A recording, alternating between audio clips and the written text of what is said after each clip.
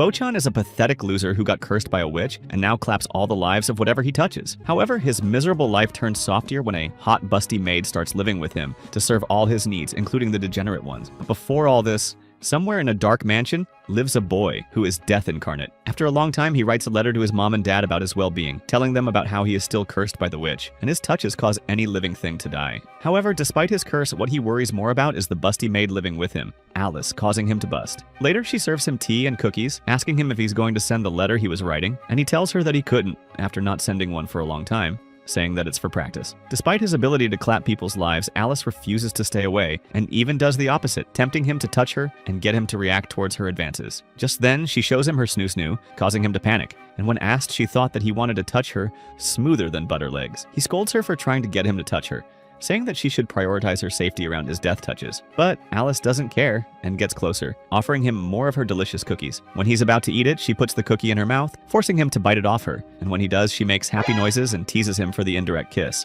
Later, while sitting on a swing, Bochan contemplates how the witch cursed him in the past, telling him that he will never love anyone and no one will ever love him. It frustrates Bochan that he can't remember who the witch is or why she cursed him, as he believes that if he can reverse the curse, he can finally go home after being exiled by his family. Suddenly, a butterfly passes by, and when he tries to dodge, he accidentally touches the tree holding his swing, causing it to die, and he falls off the swing. Still on the floor, Alice pops up wanting to suffocate him with her snoo-snoo, but Bochan quickly gets up telling her to stop, but she tells him that seeing him flustered makes her want to tease him more. Seeing Alice in front of him, Bochan recalls how she was the only daughter of the head maid of his household, whom he had known since little. And 2 years ago, she showed up unannounced for some reason to serve him. She once again shows him her smoother than butter legs to cheer him up, and he warns her that he might fold and want to touch her. Hearing that makes Alice want to touch him even more, and she tempts him, saying how he should touch her and more.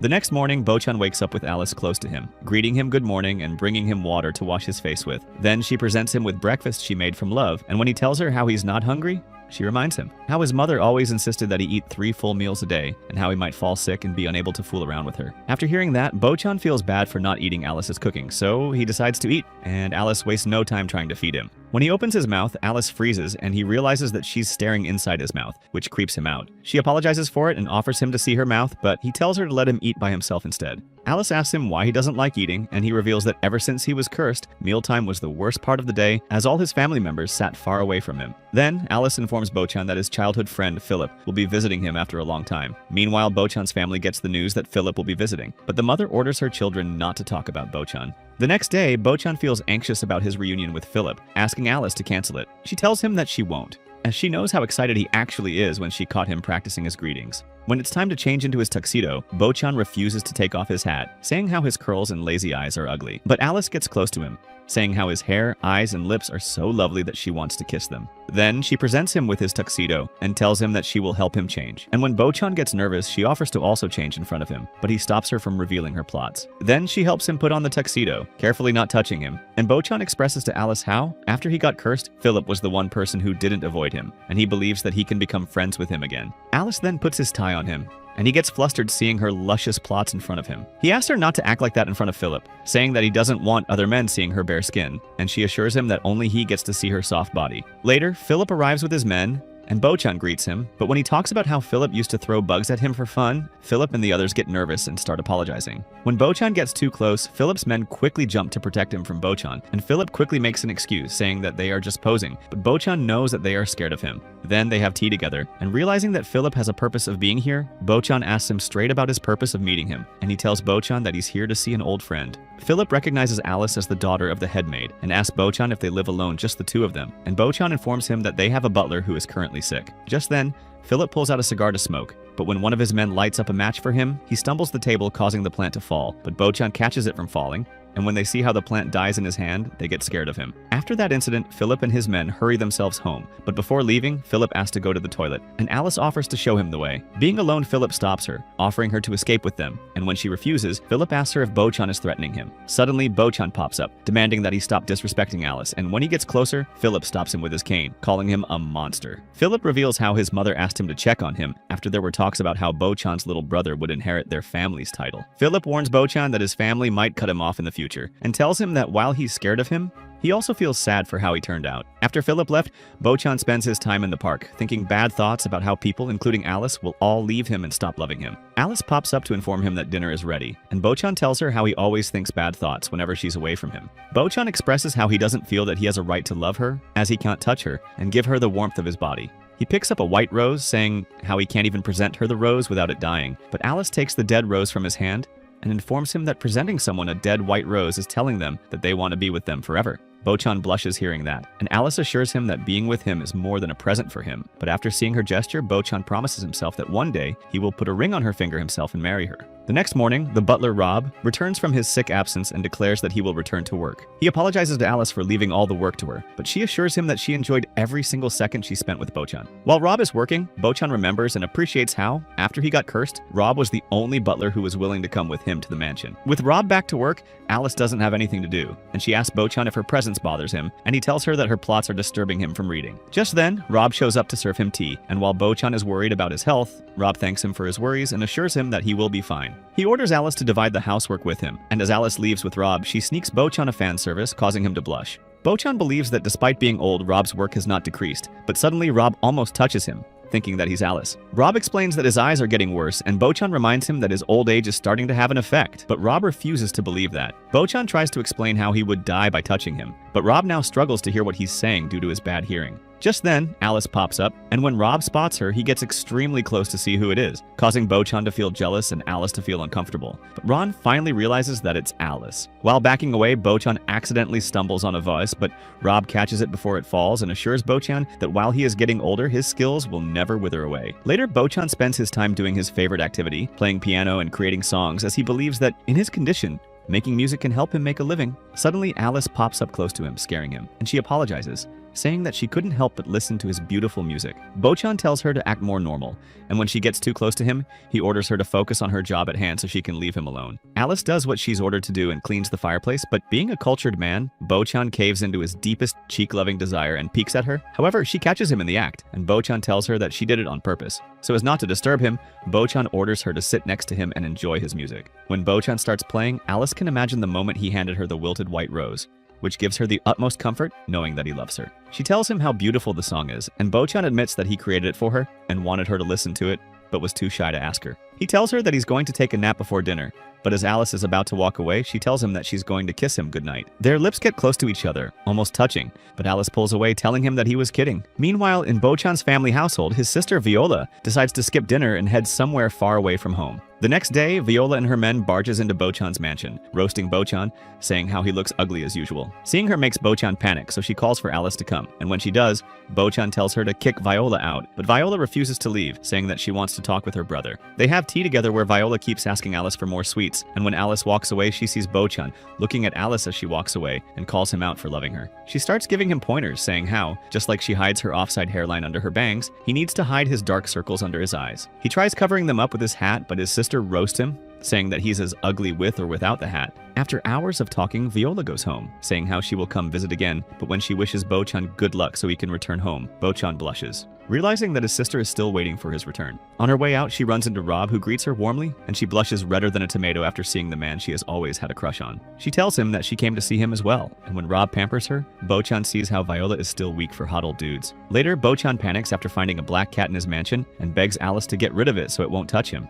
When Alice gets close to the cat, it accepts Alice's warmth and goes straight to making dough on her plots like any cultured cat would. They notice that the cat has a collar and wonder if it has an owner, but before they get to check, the cat sees something on Bochan that it wants, and it starts chasing Bochan around, making him squeal out of fear that it might touch him. They run past Rob and he chases the cat as well, but because of his bad eyesight, he thinks that the cat is Bochan and wonders why he's crawling. When Rob catches it, he realizes it's a cat and starts playing with it, but not knowing what's going on. He lets go of the cat again, causing Bochan to get chased around again. Then they realize that the cat wants Bochan's bolo tie and let it play with it. When they look at the cat's collar, they find a message directed to them, asking them for forgiveness, and while Alice doesn't understand, Bochan does, and he realizes that the cat was abandoned just like him. Then they feed the cat outside the house, and Bochan talks to it, saying how he knows how it feels to be abandoned. Just then, other cats pop up to join it, and Rob tells Bochan that the cat has already found its new family. They tell Bochan that the tea is ready, and when Bochan leaves the cat, he looks back at it, happy knowing that the cat has found its home. Later, Alice finds Bochan spending his time alone at the ballroom,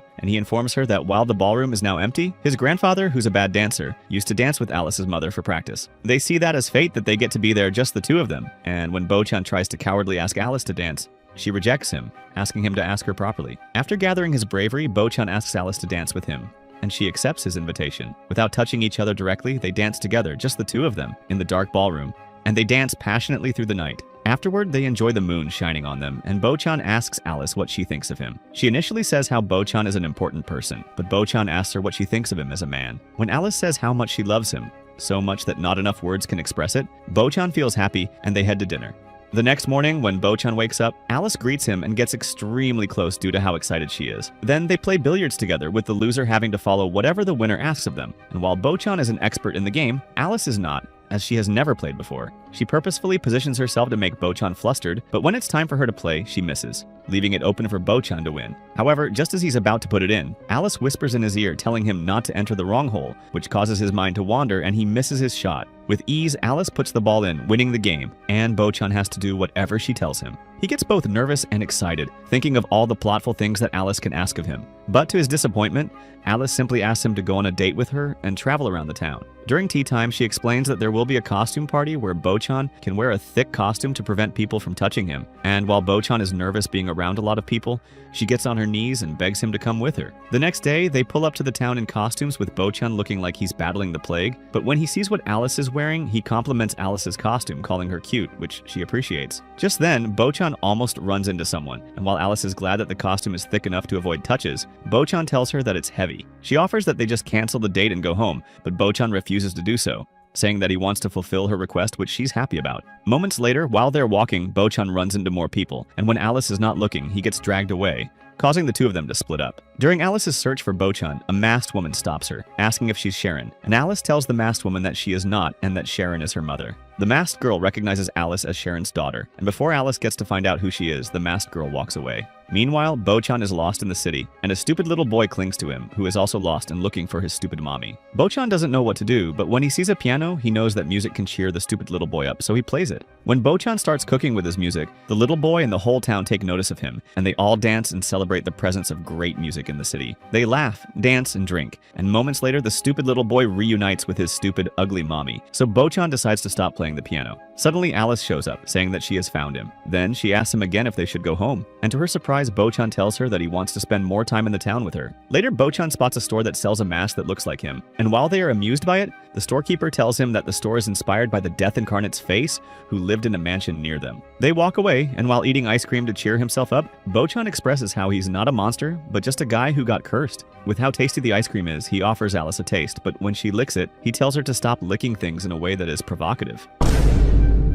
Then, Alice suggests that they get on top of the clock tower, saying how no one is there, and once they reach the top, Bochan gets excited by the view he's seeing. Alice talks about the urban story of the princess and the moon, which is the story about the prince who was taken by the witch and was put on the moon, far away from the princess. However, the princess blew a kiss to the moon every night to make sure their love stays alive, and Bochan believes that the prince blows a kiss back at her from the moon. Hearing that story makes Bochan sad, and when asked why, he expresses how unlike that story, he feels far away from Alice even though he's so close to her. Due to his love for her, he wants to touch her badly on this date. Alice assures him that being close to him already makes her happy and she wishes to always be near him in the future. That night, Bochan gets a note from Alice telling him to come to her room if she struggles to sleep, so he goes there, hoping for some snoo-snoo. When he calls out for her, she tells him to come in, but when he does, she gets her plots out, causing Bochan to get flustered, and she explains that she always sleeps with nothing on. After she put on her clothes, Bochan came into her room, which smelled amazing. She tells him that she will be easing his tension for the night, and being excited, Bochan quickly sits down, not knowing what to expect. On Alice's table, Bochan finds her undies there, and when Alice serves him tea, he starts tweaking, wondering if she's wearing her undies. She then orders him to get on her bed, telling him to lie down, and just as she's about to get closer to his face, she stops, telling him to go to sleep. Bochan is confused about what's going on, hoping for something more, and Alice tells him that she only wanted to help him sleep, as her note said. While disappointed, Bochan goes to sleep, but before he loses consciousness, he asks her to come with him the next day, saying that he has something to show her. The next night, Bochan takes Alice on a boat to show her the meteor shower that happens once a decade, and reveals that he once saw it 10 years ago and wanted to see it again, with her by his side. Alice feels happy that she gets to have this moment with him, and he tells her how he wants to tell her his feelings properly this time, and not brush over it like usual. When the meteor shower starts, Alice keeps looking at Bochan, and when asked why, she tells him that she enjoys watching him more. Suddenly, his hat flies off, and when Alice hurries to save it, she's about to fall, and due to his curse, Bochan can't save her and lets her fall into the water. He apologizes for getting her wet and tries to offer his hand but quickly pulls away, knowing she can't touch her. However, Alice demands that he kiss her, saying how unlike the princess who's unable to kiss a prince, she wants to kiss him and die by his kiss. While he hesitates, Alice doesn't, which pushes Bochan to kiss her, but as their lips are about to touch, Bochan stops himself, saying he can't do it. Just then, Alice tips the boat over, saying that Bochan needs to exercise. After getting on land, Alice asks him what he wanted to tell her, but her refuses to say it, knowing that the moment is gone. Back home, they warm themselves in front of the fireplace, and when Alice invites him to go to another meteor shower in 10 years' time, Bochan feels happy that she wants to stay with him for another decade. The next day, Bochan starts regretting rejecting Alice's kiss, thinking that she might be upset with him. Then, when Alice and Rob show up, Alice acts differently around Bochan, refusing to look at him or get close to him. He tries getting her to treat him like usual, where she tempts him and teases him, but despite his best efforts, Alice refuses to do anything with him and keeps her distance. Bochan gets depressed, wondering where the usual plotful Alice went, and asks himself if he made any mistake towards her. Rob asks him what's wrong, and Bochan tells him how he misses the old Alice who usually activates fan services around him. Just then, Bochan notices how Alice is moving funny and orders Rob to touch her, and when he does, they realize that Alice has a fever. Bochan takes Alice to her room, apologizing for getting her wet on the boat trip, but she informs him that the reason she got sick was because she spent the whole night watching him sleep while in the cold, which creeps Bochan out. She asks him to just leave her, but he refuses to do so, saying that he wants to stay by her side. When he puts a blanket on her lap, she hugs it tight, imagining it was him, and Bochan gets flustered. The next day, it starts snowing, and with Alice healthy, she gets back with teasing Bochan, offering him to warm his hands in between her plots, but he refuses, saying that she'll die. As Bochan is about to sleep, Alice puts a scarf around his neck to keep him warm, and when he realizes that it's new, she reveals that she knitted it herself for him. She asks him they have some fun in the snow the next day, and with the scarf around him, Bochan promises her that he will do it. The next morning, Bochan and Alice step out onto the snow, and not only is Bochan excited about the snow around him, but he's also excited with how cute Alice looks. He throws a little bit of snow at her, and when it melts, he sees it melt between her plots, causing her to get flustered. Just then, Rob pops up, and when asked why he's there, he tells them that he wants to join them. He wastes no time making a snowman out of nothing, and wanting to help, Bochan encourages Alice that they help him by rolling some snowballs. While rolling, Alice teases him, saying things about the snowball seductively. She tells him to take a break while they finish the snowman, but when Alice is not looking, Bochan yeets a snowball at her. However, she dodges like Neo from the Matrix, and just like a machine gun, she shoots snowballs at a rapid rate at Bochan, starting a snowball fight between the two. Rob feels happy seeing Bochan smiling, but when they throw a snowball at him, he has no choice but to join the snowball fight. After a whole day of snow fun, Alice asks Bochan to hand her the scarf so she can wash it, but he refuses to let it go and runs away. Just then, she notices that her earring, one that her mother gave her, is gone, and it's somewhere in the snow. When she tries to go outside, she realizes she can't do anything due to how cold it is, but Bochan sees her and decides to do something about it. He goes out to find the earring, shoveling pounds and pounds of snow, but due to the extreme cold, Bochan collapses. Meanwhile, a white bat flies past the mansion, looking for food, and it turns itself into its true form, Cuff the Witch. She finds Bochan lying in the snow, and when Bochan wakes up, she tries to help him up, but Bochan tells her about his curse and how she will die from touching him. He explains how he's looking for his maid's earrings, and when she hears that, Cuff praises him for caring so much about his maids. She suggests that he call it quits, but he refuses to, expressing how he wants to see Alice's happy face. However, he collapses before finding the earring, but after seeing his powerful determination, using her fire magic, she helps him find the earring. When he wakes up, he's confused about where the snow went, and she shows him the earring that he's been looking for. Moments later, Bochan brings Cuff inside the mansion for some food, and when they run into Alice, Bochan introduces them to each other and explains to Alice how Cuff saved her. Alice scolds him for going out, but he hands her the earring her mother gave her. Just then, Cuff jumps in between them and drags Alice away, asking her to let her take a bath. After a while, Bochan wonders what's taking the girls so long, and imagines them doing the dirty in the bathroom, which makes him want to join them. He starts singing and dancing joyfully about how he wishes to be between them in the ultimate plot progression. Suddenly, the two girls pop up, and Cuff thanks them for the shower. Then, they serve Cuff dinner as a gift for saving Bochan, but when Bochan asks her for information about witches, Cuff refuses to say anything, not wanting to talk about her kind. However, when Alice serves her dessert, Cuff folds to the bribe and decides to spill everything out to Bochan. She reveals that she doesn't know the witch who cursed him, and explains that not all witches are friends with each other. She reveals that witches like her are being hunted by human witch hunters, who didn't care who they hunted, and to Bochan's surprise, Cuff confesses that her father was a human who was also hunted by the witch hunters who didn't care that he was a human being. She expresses how, because she is half human, half witch, she was shunned by both sides, but she was okay because she had her friend with her, who is a guy. It reminds Bochan of when Philip called him a monster, and he's able to relate to what Cuff is feeling. He thanks her for saving him, even though he's a human. And Cuff tells him that the reason she saved her was because of his determination. Just then, Alice pops in with Cuff's robe that she fixed, and recalling her confrontation with the mysterious robed woman, Alice asks Cuff if all witches wear robes. Cuff states that they do, and that it's rare for humans to wear a robe. Then, Bochan asks Cuff if she knows anything about how to stop his curse, but she tells him that her friend once told her that she's dumb, and that her friend was the one she relied on the most. After hearing that, Bochan points out how Cuff is fond of her guy friend, and that causes Cuff to get flustered. But because she doesn't know what to do with that feeling, she goes to the window and flies away. The next day, Alice visits the snowman they built that looks like Bochan, and she recalls how in the past when Alice was bullied by other kids, Bochan was the one who cheered her up and took her side. Bochan pops up carrying an umbrella to pick her up, and when he catches her staring at her, he realizes how much she wants him to hold her, but he can't. The next morning, while drinking tea, Bochan notices how Alice wears the same maid costume every day and offers to get her a new one. However, he assures him that she changes all the time, but to Bochan's surprise, she reveals that it's her inner plot covers. Later, Viola comes to visit the mansion, and when she runs into Rob, she gets flustered heavily, not knowing how to act correctly. Bochan reminds Viola that Rob is an old prune, but she chooses to accept that she has fallen for him. Bochan also reminds him that Rob is a servant, but Viola tells him to shut his mouth and reminds him of him and Alice. Just then, Alice shows up with snacks, and while they are enjoying them, Viola gets curious about what kind of girl Alice is. She scolds Alice, telling her that while her plots are juicy, she's lacking a juicier charm compared to her usual behavior. Viola orders Bochan to look away while she teaches Alice her charm method, showing her the way to look like a cutesy girl. When Alice manages to learn it, she showcases her cutesy face to Bochan, causing him to almost spill his milk while hers are already spilling. Just then, Rob pops up to inform Viola that it's time for her to go home, but before leaving, Bochan suggests to her that she should use the cutesy face on Rob as well. Viola agrees to his suggestion, but when she tries to do it, she speaks like a cow on fentanyl, not being able to keep her composure in front of Rob. The next day, Viola visits again and gets flustered again when she runs into Rob, who to her is the hottest grandpa alive. Rob takes him to the kitchen to meet Bochan, who is in the middle of helping Alice cook. Viola sees a chance to show Rob that she's wifey material through her cooking, so she jumps in, telling Alice how she wants to help her cook. Bochan sees her goal and sets Viola up with Rob to make the bread, but Viola calls him a creep for trying that, even though he is trying to help. While Rob shapes the dough, Viola keeps squealing happy noises, seeing how adorable Rob is when making bread.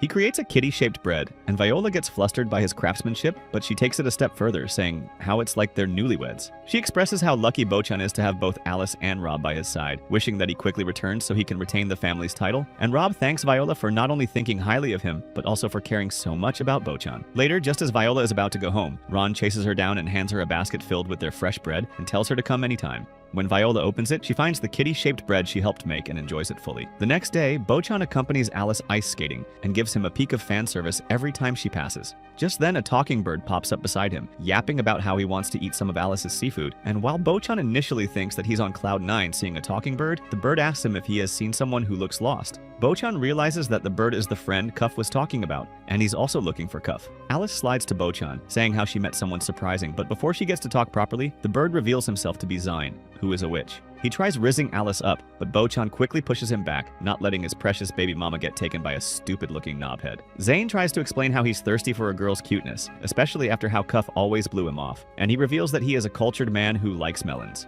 He accuses Bochan of being a melon man as well, but when Bochan states that he's a thighs man, Alice quickly takes notes. Frustrated, Zane wonders where Cuff has gone, worrying that she might not survive, but to the boys' surprise, Alice reveals that Cuff has been in the middle of her fan service this whole time, warming herself up after Alice found her drowning in the frozen lake. Afterward, while Alice takes a break, the others try ice skating, and while Zane is teaching Cuff, he tells her that she should be more like Alice, who is as gracious as a swan, unlike her who's like a gorilla, but Cuff gets pissed and burns his face. Seeing their interaction makes Bochan jealous, also wanting to hold Alice's hands, but when Alice pops up offering her hands, he rejects, not wanting her to die. Just then, Bochan slips, but when he tells her that he's having fun, she tells him that she's happy that he's happy. Meanwhile, Cuff holds on to Zane from the back, asking him to walk, and when he does, she enjoys skating while holding on to him. She pulls Alice to skate with them, but Alice asks Bochan for his hand so he can join too, and he grabs onto her sleeves so he can get dragged along as well. Later, before the witches leave, they inform Bochan that they have decided to invite him to the witches' Sabbath so he can investigate himself to find the witch who cursed him. But Alice tells Bochan that she wants to come with them to find out the mysterious girl she met in the town. When Bochan hesitates to agree, Alice uses her cutesy face to convince Bochan, which works. That night, Viola visits Alice in her room and is shocked to see how much plot she has. She hangs out with Alice and asks her about the dead rose on her table, and Alice tells her that it's her most prized possession. After Alice serves her tea, Viola snuggles onto her, saying how it's like they're having their own girls' party. Alice asks what that is, and Viola explains how a girls' party is when girls talk about things only girls can hear. Viola confesses that she has a crush on Rob, and while that surprises Alice, she believes that Rob would be perfect for Viola. Then, Viola asks Alice who she has a crush on, and when Alice tells her that she has feelings for a Prince Charming, Viola laughs, thinking that her brother's feelings are unanswered, not knowing that Bochan is Alice's Prince Charming. After hours of talking, Viola expresses how she always wanted a big sister after her mother always paid all her attention to her brothers. Suddenly, Bochan pops up looking for Viola, but Alice tells him that Alice is asleep and that Bochan should give Viola more praise and attention when she wakes up. The next day, during tea time, Bochan tells Alice that her uniform is bothering him, and while she tries to show off her snoo-snoo, he tells her that it's because her shoulders are too exposed. Alice tries out different outfits, but when Bochan doesn't like any of them, Alice states that she will start going commando, and Bochan quickly stops her idea. Later, they go to the abandoned conservatory, and Bochan offers to help Alice clean it up so it can be used as a reading room. But when he looks back, Alice pulls cleaning tools out of her plot bags. Using his curse, Bochan starts withering the plants around him. But as he does so, he reflects on how the witch placed certain rules on the curse, which is that anything that comes into direct contact with him will die. But touching him through thick clothes won't have any effect, and it was clear to Bochan that the witch wanted control him. Just then, he notices Alice admiring the beautiful flowers there. But despite their beauty, she tells Bochan to use his curse to wither them, so she can clean them. However, after seeing how much she liked the flowers, Bochan made a flower crown out of the flowers for Alice, and she thanks him for it, stating that it's another treasure that she will keep dearly. After seeing her happy, Bochan is determined to find the witch and break the curse, hoping to one day return home to his mother so they can dine together again as a family. Meanwhile, Viola is having dinner with the others, and she gets scolded by her mother for being unladylike, but Viola just brushes her off. Back with Bochan, he's walking around the mansion when he hears Alice struggling against someone, but when he gets to her, he finds her in her bathrobe. She explains that the cat stole her favorite gown while she was in the bath, and Bochan decides to help get it back. However, Alice decides to join him on his search, refusing to stay still. But because of how much of a snack she looks, Bochan puts his blazer on her. She starts sniffing on it, saying how it smells like him, and Bochan urges her to move. During their search, Bochan can't help but stare at her plumps, and she offers him to touch them. But in that moment, they find the cat and Alice's gown. They see that the gown is all chewed up, believing that the cat wanted to bring it to its nest. And while Bochan suggests that Alice should get a new one, she refuses, saying that it's the same gown Bochan complimented her in. In the end, she lets the cat have the gown, and when she tries to give Bochan his blazer back, he refuses and says his goodnights. However, she peeks out back at him, telling him goodnight while smelling his blazer. The next night, the blood moon shines on the mansion, and Cuff and Zoin pop up to take Bochan at the witch's sabbath. They find Bochan in the middle of packing, and Cuff burns his baggage, saying that he doesn't need to bring anything. Alice asks them if she can come, and while Bochan is worried about the danger, they casually say that she can. Cuff hands them a pair of robes and informs them that they will cover up their human smell.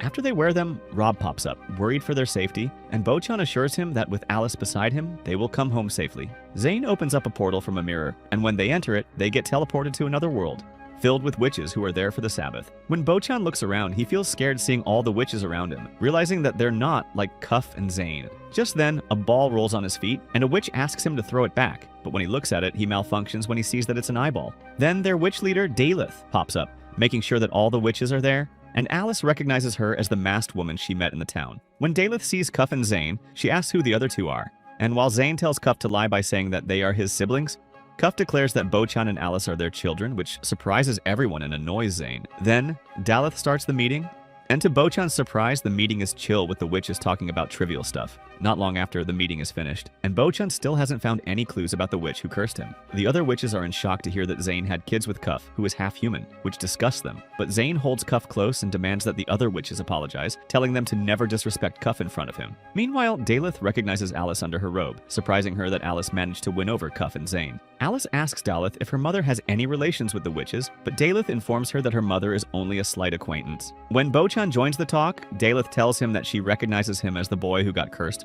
But to his disappointment, Daleth tells him that the witch who cursed him is dead, and the curse put on him is so powerful that even Daleth doesn't know how to break it. She suggests that they give up in trying to break the curse, and Daleth burns Bochan's robe, revealing to everyone that he's a human.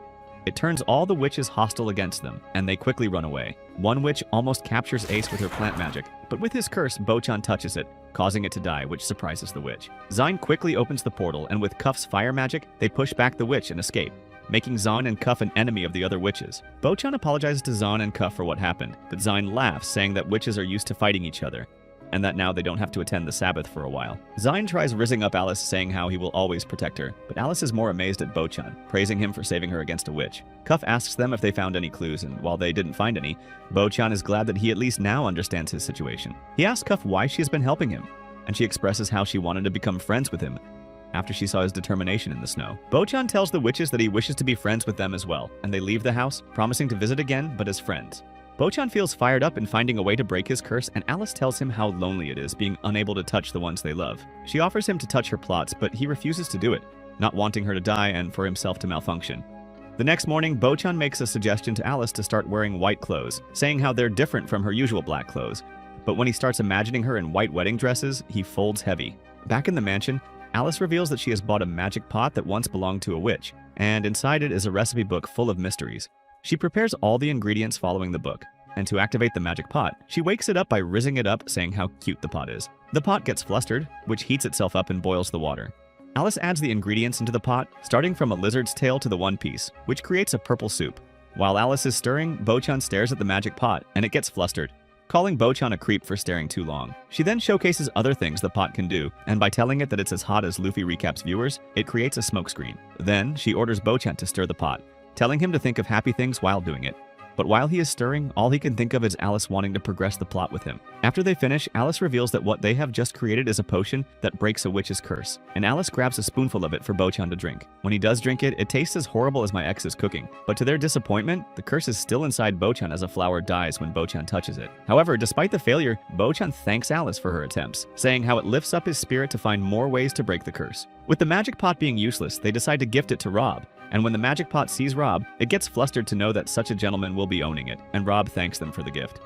However, Viola pops up, feeling jealous of the magic pot, and she chases it down, wanting to break it. Meanwhile, Alice is in the library when she finds a special music sheet. She hands it to Bochan, explaining that the music sheet was created by a composer named McFarlane, and that if Bochan can play the music sheet perfectly, it will break his curse. Then, when Bochan starts playing the piano, a midget composer pops up in front of him, and he starts talking to Bochan, saying how he's the only one who can see him. However, when McFarlane spots Alice, he starts drooling, saying how it's been centuries since he saw a woman so gorgeous. He purposefully lifts up Alice's skirt, making her think it was the wind, which causes Bochan to lose his focus after seeing Alice's snoo-snoo. McFarlane continues to bother Alice, doing things that will send him to the same cell as Diddy, but to his surprise, when McFarlane tries to kiss her, Alice pokes his eyes. He asks Alice if she can see him, but while she tells him that she couldn't, she easily responds to him like she can. Bochan fully focuses on the one thing he's good at, playing the piano, trying his best to play the music sheet perfectly, wanting to break the curse that will open a future for him and Alice together. When he finishes playing, the music sheet alongside McFarlane disappears, and he thanks Bochan for breaking his curse. But Bochan is annoyed that it wasn't his curse that was broken. The next morning, Bochan comes to pick up Alice in her room, and when she presents herself in her lingerie, Bochan quickly orders her to get dressed. It makes him wonder if Alice sees him as a guy, and he recalls how Violet taught him about the suspension bridge effect, which was to trick someone's heart to beat love for them by scaring them. Bochan decides to try it out, and when Alice finishes dressing up, he tries to scare her, but when he realizes that she's not scared, he knows that he needs to try harder.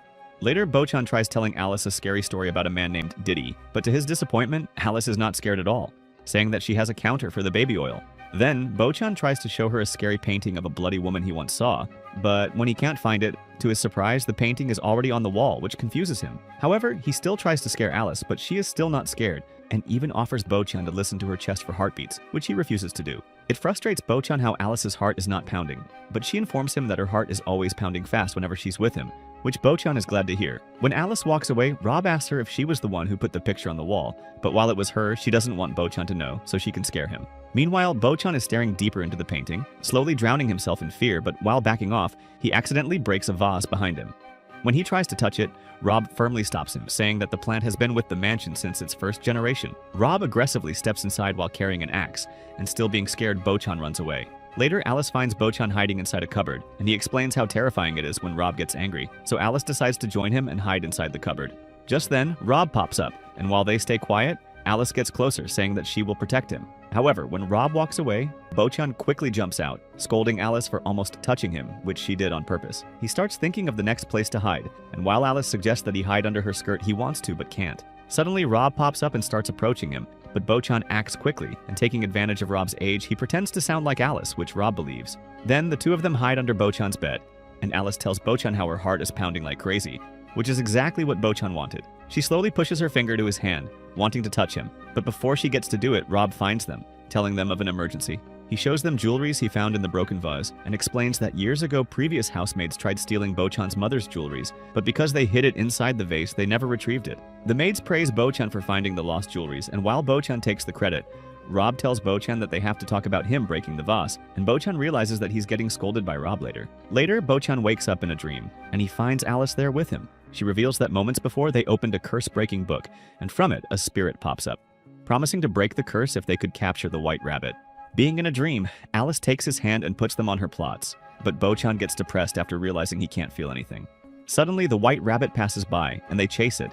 But during their chase, the two of them have fun together, doing things they can't do in the real world. After 7 hours, Alice informs Bochan that they will soon wake up, but while holding hands, Alice suggests that they kiss before the dream is over. Bochan wastes no time and gets his lips close to hers, but before they connect, he wakes up before the kiss happens, and the spirit gets angry for their failure in catching the White Rabbit, ordering them to never summon her again. However, when Bochan sees Alice still asleep, he goes back to sleep, hoping he can join her dream again. Days later, with Rob's tutoring, Cuff visits the mansion to learn how to write and read, just so she can impress Zane and get compliments from him, hoping he'll see her as his future baby mama. Bochan asks her where Zane is, and Cuff informs him that since they fought the other witches, Zane has been working at the circus to make money, considering how the circus doesn't care that he looks like a freak. Meanwhile, at Bochan's family home, Walter, who's a handsome wimp, confronts Viola for visiting Bochan often. And while Viola believes that it's none of Walter's business, he reminds her that it is his business since he will soon be the new head of the family. However, Viola reminds him that he's the second-born under Bochan, which hurts him, and that if Bochan manages to break the curse, Bochan will reclaim his throne. Walter admits that he never liked Bochan, and how their mother puts her hope in him breaking the curse, which made him feel inadequate. He desperately asks Viola why she always wanted to visit Bochan, wondering if she has a soft spot for him, and she leaves him, saying that she doesn't pick a side. At lunch, when asked, Walter lies to her mother, saying that Viola went to her friend's house instead of the truth. But deep in his heart, Walter intends to show everyone that he's better than Bochan. Then, when Viola goes to Bochan's mansion, she runs into Cuff, who introduces herself to Viola as a circus performer. However, Viola doesn't believe her words and thinks that she's a burglar who wants to steal, so she tries tackling Cuff down, but because of her thick plot armor, Viola bounces off her. While Viola is hurt by how soft and big her plot armor is, Cuff thinks that she only wants to play, so she offers her hand for Viola to stand up. Viola sees another chance and tackles Cuff again, but still thinking that they are playing, Cuff plays with her, which annoys Viola. Then Viola manages to tie down Cuff on the floor, saying that she won't let her go, but Cuff simply doesn't care and tells her that she's going to sleep. Viola doesn't understand why she's so calm, but Cuff tells her that she knows that Bochan is her brother, given how similar the two of them are. Viola doesn't like to be compared to Bochan, but Cuff points out how Bochan is a good guy and asks Viola if she likes her own brother as a person. While flustered, Viola is about to answer when Bochan and the others pop up, but when they see the position the two girls are in, they quickly close the door, which scares Viola, not wanting Rob to get the wrong idea. After fixing the misunderstanding, Viola apologizes to Cuff for thinking that she's a burglar. Just then, Rob takes her hair and cleans the specks of dust off it, but Viola gets folded and runs to the window, screaming that her dreams have come true. That night, Bochan plays chess with Alice, and she teases him during it, asking him to take it easy on her, which gets him to fold. While looking at the snow outside, Alice recalls the first time she arrived at the mansion, which became their reunion. Bochan was a mess after getting cursed, holding up in his room, refusing to come out of his room. When Rob brought Alice to him, she tried to make him remember how they were childhood friends, but Bochan refused to open up, stating that he didn't know who she was. However, she refused to give up on him, telling him how she moved to her aunt's house after her mother died to make him remember, but he refused to remember. Before she left the room, Alice expressed how she still remembered the gentle look on Bochan's eyes, and when she left the room, Bochan was frustrated, cooped up in his room, begging to be left alone. Then, Rob took Alice to the abandoned shack, per Alice's request, and he told her how she should take it easy on Bochan, and welcomed her into the mansion. The next morning, Bochan confronted Alice in her maid uniform, telling her that it was too revealing, but she teased him with her plots, causing him to fold to her fan service. He told her that he hated her and not to follow him. However, she peeked at him trying to play the piano and saw how he failed to play it. She brought his dinner to the room, and when he rejected it, she asked him if he hated her. He expressed how he felt like he deserved not to live with his curse, and that she should find someone more meaningful to serve. But she brushed off his comments and complimented how he looked before leaving. Later, Alice talked with Rob, and while he felt pity for her situation, especially after losing her mother, she told Rob that compared to what Bochan is facing, her life is way better. Just then, Bochan popped up, demanding that Alice come with her, and he took her to his messy room, ordering him to clean it in 3 days or she would be fired. He left her in the dark, messy room by herself, having to clean what seemed to be an impossible mission. But when Alice remembered how warm Bochan was in the past, she got the motivation to get the job done. It surprised Bochan to see that Alice cleaned his room in one night, and in desperation he told her to leave, stating that it was for her own good. She sat down next to him, telling him that she would like to be by his side, and when he asked how long she would stay, she told him until his tears stopped, which surprised him. Because Alice refused to leave, Bochan decided to leave by himself and face the snowstorm, not caring about his life. He remembered when the witch promised to make him unlovable, and deep in his heart, Bochan wished that he had the chance to love someone. Suddenly, he slipped and fell into the snow, but instead of getting back up, he decided to just stay in the cold, hoping that he would freeze and die. Bochan suddenly remembered who Alice was and now wished that he could meet her again. It's as if the gods answered his prayers as Alice popped up beside him, saving him from death. He told her to let him die, but she dumped snow on his face, telling him not to waste his life. She begged him to think about the feelings of people who cared for him, and he realized then she cared for him, and he wanted to live a life where she was in it. She offered him to get up, and Bochan accepted her, wanting to see a future where he could be happy with her. While they were warming themselves up, Rob was relieved to see them okay, and he asked them if they were now getting along. When Bochan looked at Alice, he admitted to her and Rob that he liked her. Back in the present, Alice defeats Bochan at chess after he gets distracted, and he tells her that it's impossible not to get distracted with someone as cute as her. Days later, Viola asks Bochan and Alice what she should gift Rob for Christmas, and while Bochan suggests glasses due to his age, Alice suggests a handkerchief, which Viola thinks is a great idea, so she hurries to get some. Later, while dressing up, Alice informs Bochan that, with Christmas approaching, they will be having a small party at the mansion, and while Bochan is insecure with what he's wearing, Alice shows him her snoo to show him that she comes prepared for anything during Christmas Eve. Meanwhile, Viola is getting scolded by her mother for never being home, not knowing where she went. She asks Viola to be with her family during Christmas, and she agrees.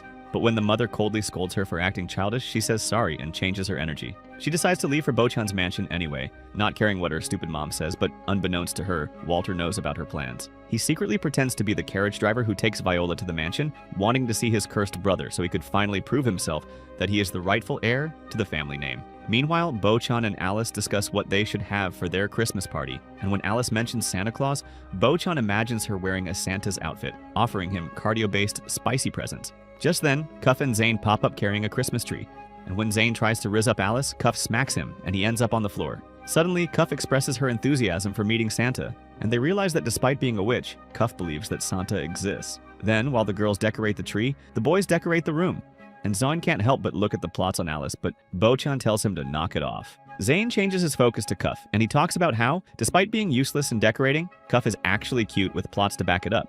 Bochan encourages Zane to tell her straight, but he refuses to do it, not wanting to ruin their friendship. Just then, Zane suggests that they play a prank on the girls, wrapping Alice in a shiny ribbon like she's the present. And when Bochan imagines it, he gets tempted. But before they get to do it, Zane gets burned by Cuff, who heard the whole thing. After they finish decorating the Christmas tree, Cuff quickly wakes up Zane, who is sleeping, wanting to show him her hard work paying off, and remembering what Bochan told him. Zane caresses Cuff's head, telling her that the tree is as pretty as her. However, to his disappointment, he realizes that Cuff fell asleep standing, not hearing what he told her.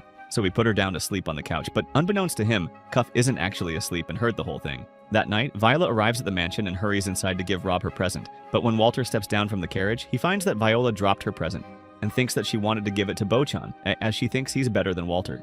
He sneaks inside like prime James Bond, looking around the mansion, ensuring that no one catches him, but it confuses him when he finds a random Santa Claus outfit, so he puts it on, wanting to know what being Santa feels like. Suddenly, Cuff pops up, and because Walter is wearing a Santa Claus outfit, she thinks that Walter is Santa Claus, and she gets excited by him. Not wanting to get caught, Walter gives Cuff the present Viola prepared for Rob, which makes Cuff happy, and Walter quickly tries to walk away, but Cuff persistently follows him. He tries to juke her and escape, but to his surprise, he sees that Cuff is a witch when he sees her in her bat form, and she drags him to the chimney, wanting him to continue giving out presents to the others. Meanwhile, Viola is distressed after losing her present, but when she spots Zane, she uses his bird fur as a mood booster for herself. Just then, Rob and Alice pop up, and Rob, who's acting like Santa Claus, informs them that he was supposed to be Santa Claus, but his costume disappeared. Suddenly, someone falls down from the chimney, looking darker than my future due to the ashes, and when he steps forward, it turns out to be Walter. He tries to pretend to be Santa Claus, but they see who he is, so he takes off the costume, and when he looks at Bochan, Walter declares himself as Bochan's rival. Bochan praises how Walter looks after not seeing him for years, and when he tells him how jealous he is, Walter gets annoyed, rejecting his compliments. When Walter looks around, he sees Zine, who he knows is a witch, and concludes that Bochan is not fit to be the head of the family for not being able to break his curse, even with witches like Zane by his side. Just then, Cuff pops up, and when he looks at Walter, he doesn't recognize him. Viola sees the present Cuff is holding and declares that it's hers, but Cuff informs her that Santa himself gave her that gift, which starts an argument between them. Seeing there are no issues, Rob and Alice leave to start making dinner, which leaves Walter only with Bochan while Zane is sleeping, and the two girls arguing over the present. Walter tells Bochan that he is not fit to be the heir of the family, but Bochan is still convinced that he is fit if he manages to break the curse and get accepted by their mother. Meanwhile, the girls' fight gets intense, and to convince Cuff, Viola lies by saying that the present is cursed, but to her shock, Cuff burns the present. Bochan quickly acts and extinguishes the fire and hands the present back to Viola, and Viola shyly thanks Bochan for his help. When Walter sees how Viola acts around Bochan, he challenges Bochan that whoever can break Bochan's curse first will get to be the family heir, and Bochan accepts his challenge. Walter tries to exit the room in style to look cool, but he ends up running into the Christmas tree, looking like an imbecile. Later, they start the Christmas party together, enjoying great food alongside great company, and Viola manages to give the present to Rob, which he deeply appreciates. After all the guests have left, Alice and Bochan take a walk outside, and when Alice asks for a kiss under a mistletoe, Bochan gets startled and falls into the snow. It reminds Bochan of the time he first told Alice that he liked her and how he wanted to live with her, which surprised Alice back then. Bochan thanks Alice for being the reason why his life has so much warmth, and Alice thanks him for his kind words, accepting it as her Christmas gift, but she asks him to make her his, which makes him fold. She lies down next to him and tells him that since they will continue to live together, she wants to feel the warmth and cold he's feeling. That night, Alice dreams about the past when she was still living with Bochan's family, and her mother, Sharon, who was still alive, took Alice by her side while she worked. Alice saw how her mother was someone that her peers looked up to, and she felt proud of her. Just then, a young Bochan ran past and waved at them, and Alice waved back. Sharon asked Alice if she was looking to make Bochan her friend, and while she refused to answer, her mother knew that Alice liked Bochan. Then, Rob popped up, and while Alice was hiding behind her mother's skirt, Alice expressed how she wanted to one day be just like her, and Rob expressed how she would wait for her to work with him.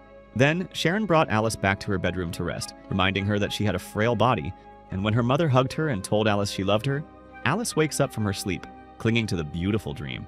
Meanwhile, Viola is having breakfast with the family, and after what happened on Christmas, she knows that their mother is angry because she and Walter were not there with her. In the city, after Viola told Zane to let Cuff be independent, they let Cuff go shopping by herself. But being worried, Zane follows her around, making sure everything is okay. Then, when Cuff buys some groceries at the start, everything goes well. But when it's time to pay, the vendor asks her for cash, and Cuff is confused about what is asked of her. Zane doesn't know whether he should intervene or let her be, but before he gets to make his decision, Cuff manages to understand that cash means money, so she hands the seller the payment she owed. Then she enthusiastically buys some bread from the store and cuddles with the bread due to how soft it is.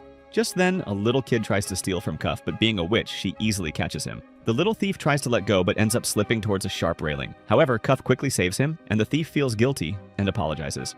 When Cuff realizes that her stuff is on the floor, she hurries to get it, but to her delight, Zahn is there to help her, revealing that he was there the whole time. Back in the mansion, Alice finds Bochan wandering alone, struggling to sleep, so she suggests that she accompany him in his sleep. In his room, she lies down next to him in his bed, and Bochan asks her to leave as soon as he's asleep. While trying to sleep, Bochan can't help but stare at the woman he loves, which freaks him out. She calls him out for it and offers to take off her plot armor, which is how she usually sleeps, but Bochan begs her not to, not wanting to do the jiggy. He imagines her as a succubus, and when Alice hears that, she starts stripping again.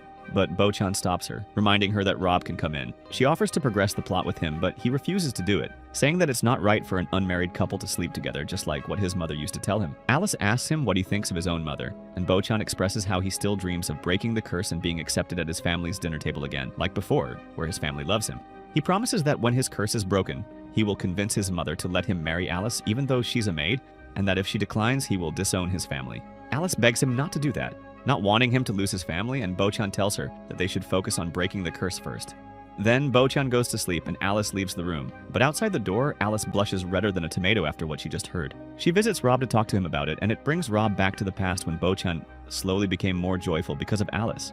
He remembered how scared he was when he was first assigned to take care of Bochan, not knowing how to raise a child, and when Bochan grew older, they fought a lot because of Bochan's depressed state of wanting to die.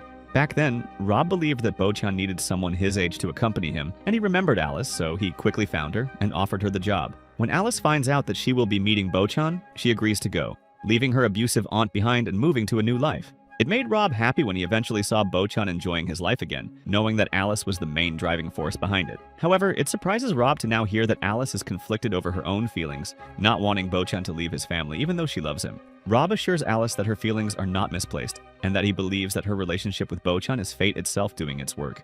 Later, while walking around the mansion, Rob hears Bochan play the piano alongside Alice, and while she enjoys his performance, he encourages her to sing while he plays. Alice sings alone to the music he's playing better than Taylor Swift could ever do, but she encourages Bochan to do the same. It initially surprises him to hear his request, but he ends up singing anyway, wanting to make her happy. She joins his singing, and while following the lyrics, she asks him to marry her, and Bochan gets flustered, so he quickly calls it a night. Later, he thanks Alice for always being there for him, which gives him hope of one day breaking the curse, and he promises to one day bring her home with him. However, Alice doesn't respond to him and bids him good night before going to her room. As she's walking away, she apologizes to Bochan, saying how they could never be together as she is nothing but a lowly servant compared to him. She begs her own mother for forgiveness, but Bochan pops up offering to walk her to her room. While she rejects him, Bochan insists, saying that he wants to treat her like a lady, and when she hears that, she whispers in his ear, saying how she wants him badly. However, she walks away to her room, leaving Bochan in suspense, not knowing what she meant. Meanwhile, Viola and Walter are looking for clues regarding Bochan's curse, and while Walter is busy on the other side of the room, Viola finds a servant's logbook and takes it with her, leaving Walter trapped in a barrel. When she walks past her mother, she hides the book behind her, but she still gets scolded by her mother due to how she's dressed up, and her mother orders her to dress more ladylike. Moments later, Viola presents herself in her new dress to her mother, and she orders Viola to dress up more like this instead of her usual bum-like clothes. Viola tries to express her love for her old style, but her mother rejects it, saying that she doesn't get to make that choice. Viola vents to Alice and Bochan about what just happened, and declares that she will now live with them instead, refusing to live with the old, cruel hag any longer. While Bochan is pushing for Viola to go home, Viola offers to be one of his maids, and she begs Alice to convince Bochan so she can live freely without her mother. Just then, Rob pops up, and when he compliments what Viola is wearing, she changes her tune, accepting her new drip.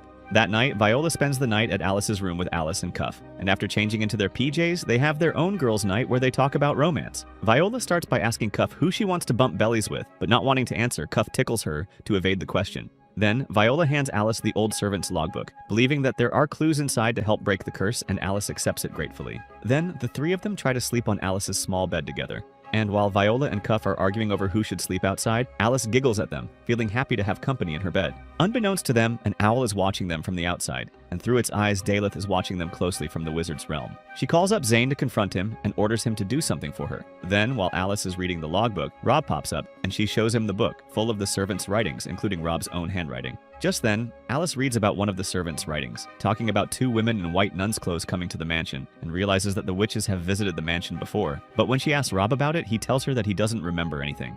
Just then, Zane pops up, carrying a message from Daleth to them, and she wants them to be friends, which to witches means that she wants nothing to do with them after the stunt they pulled on the witches' Sabbath. Zane assures them that he and Cuff will always help them, and when he asks Alice about the book she's holding, she informs them that it's the old logbook that she plans on reading later.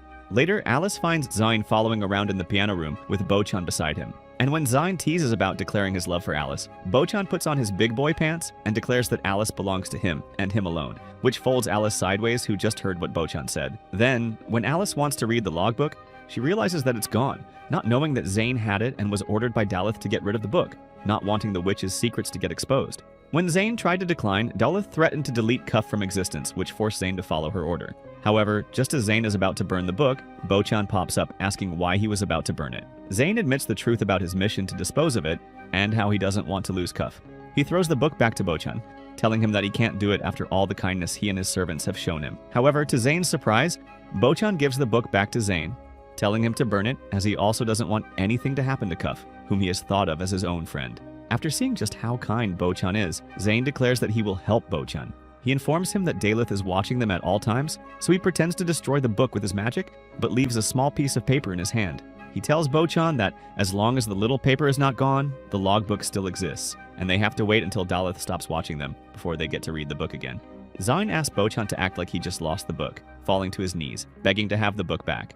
Then Bochan lies to Alice, saying that he was the one who took the book because he wanted to read it, all to protect his and Zane's plan. Just then, Bochan promises to protect Alice from everything, and it reminds Alice of what her mother used to say to her. Meanwhile, even after seeing the book destroyed, Daleth still questions whether Zane has completed his mission. She opens her mask and opens a tomb that is in front of her, revealing the body of Sharon, Alice's mother. Days later, Bochan gets a letter from his mother, asking him to meet back at home, and when Alice sees Bochan feeling conflicted, she cheers him up with her plots. He expresses how it will be the first time he'll see his mother after 10 years, and while he's nervous, he wants to see her after all this time. Bochan confesses that he wanted to meet her after he broke the curse, but now that he hasn't, he can imagine how disappointed his mother is.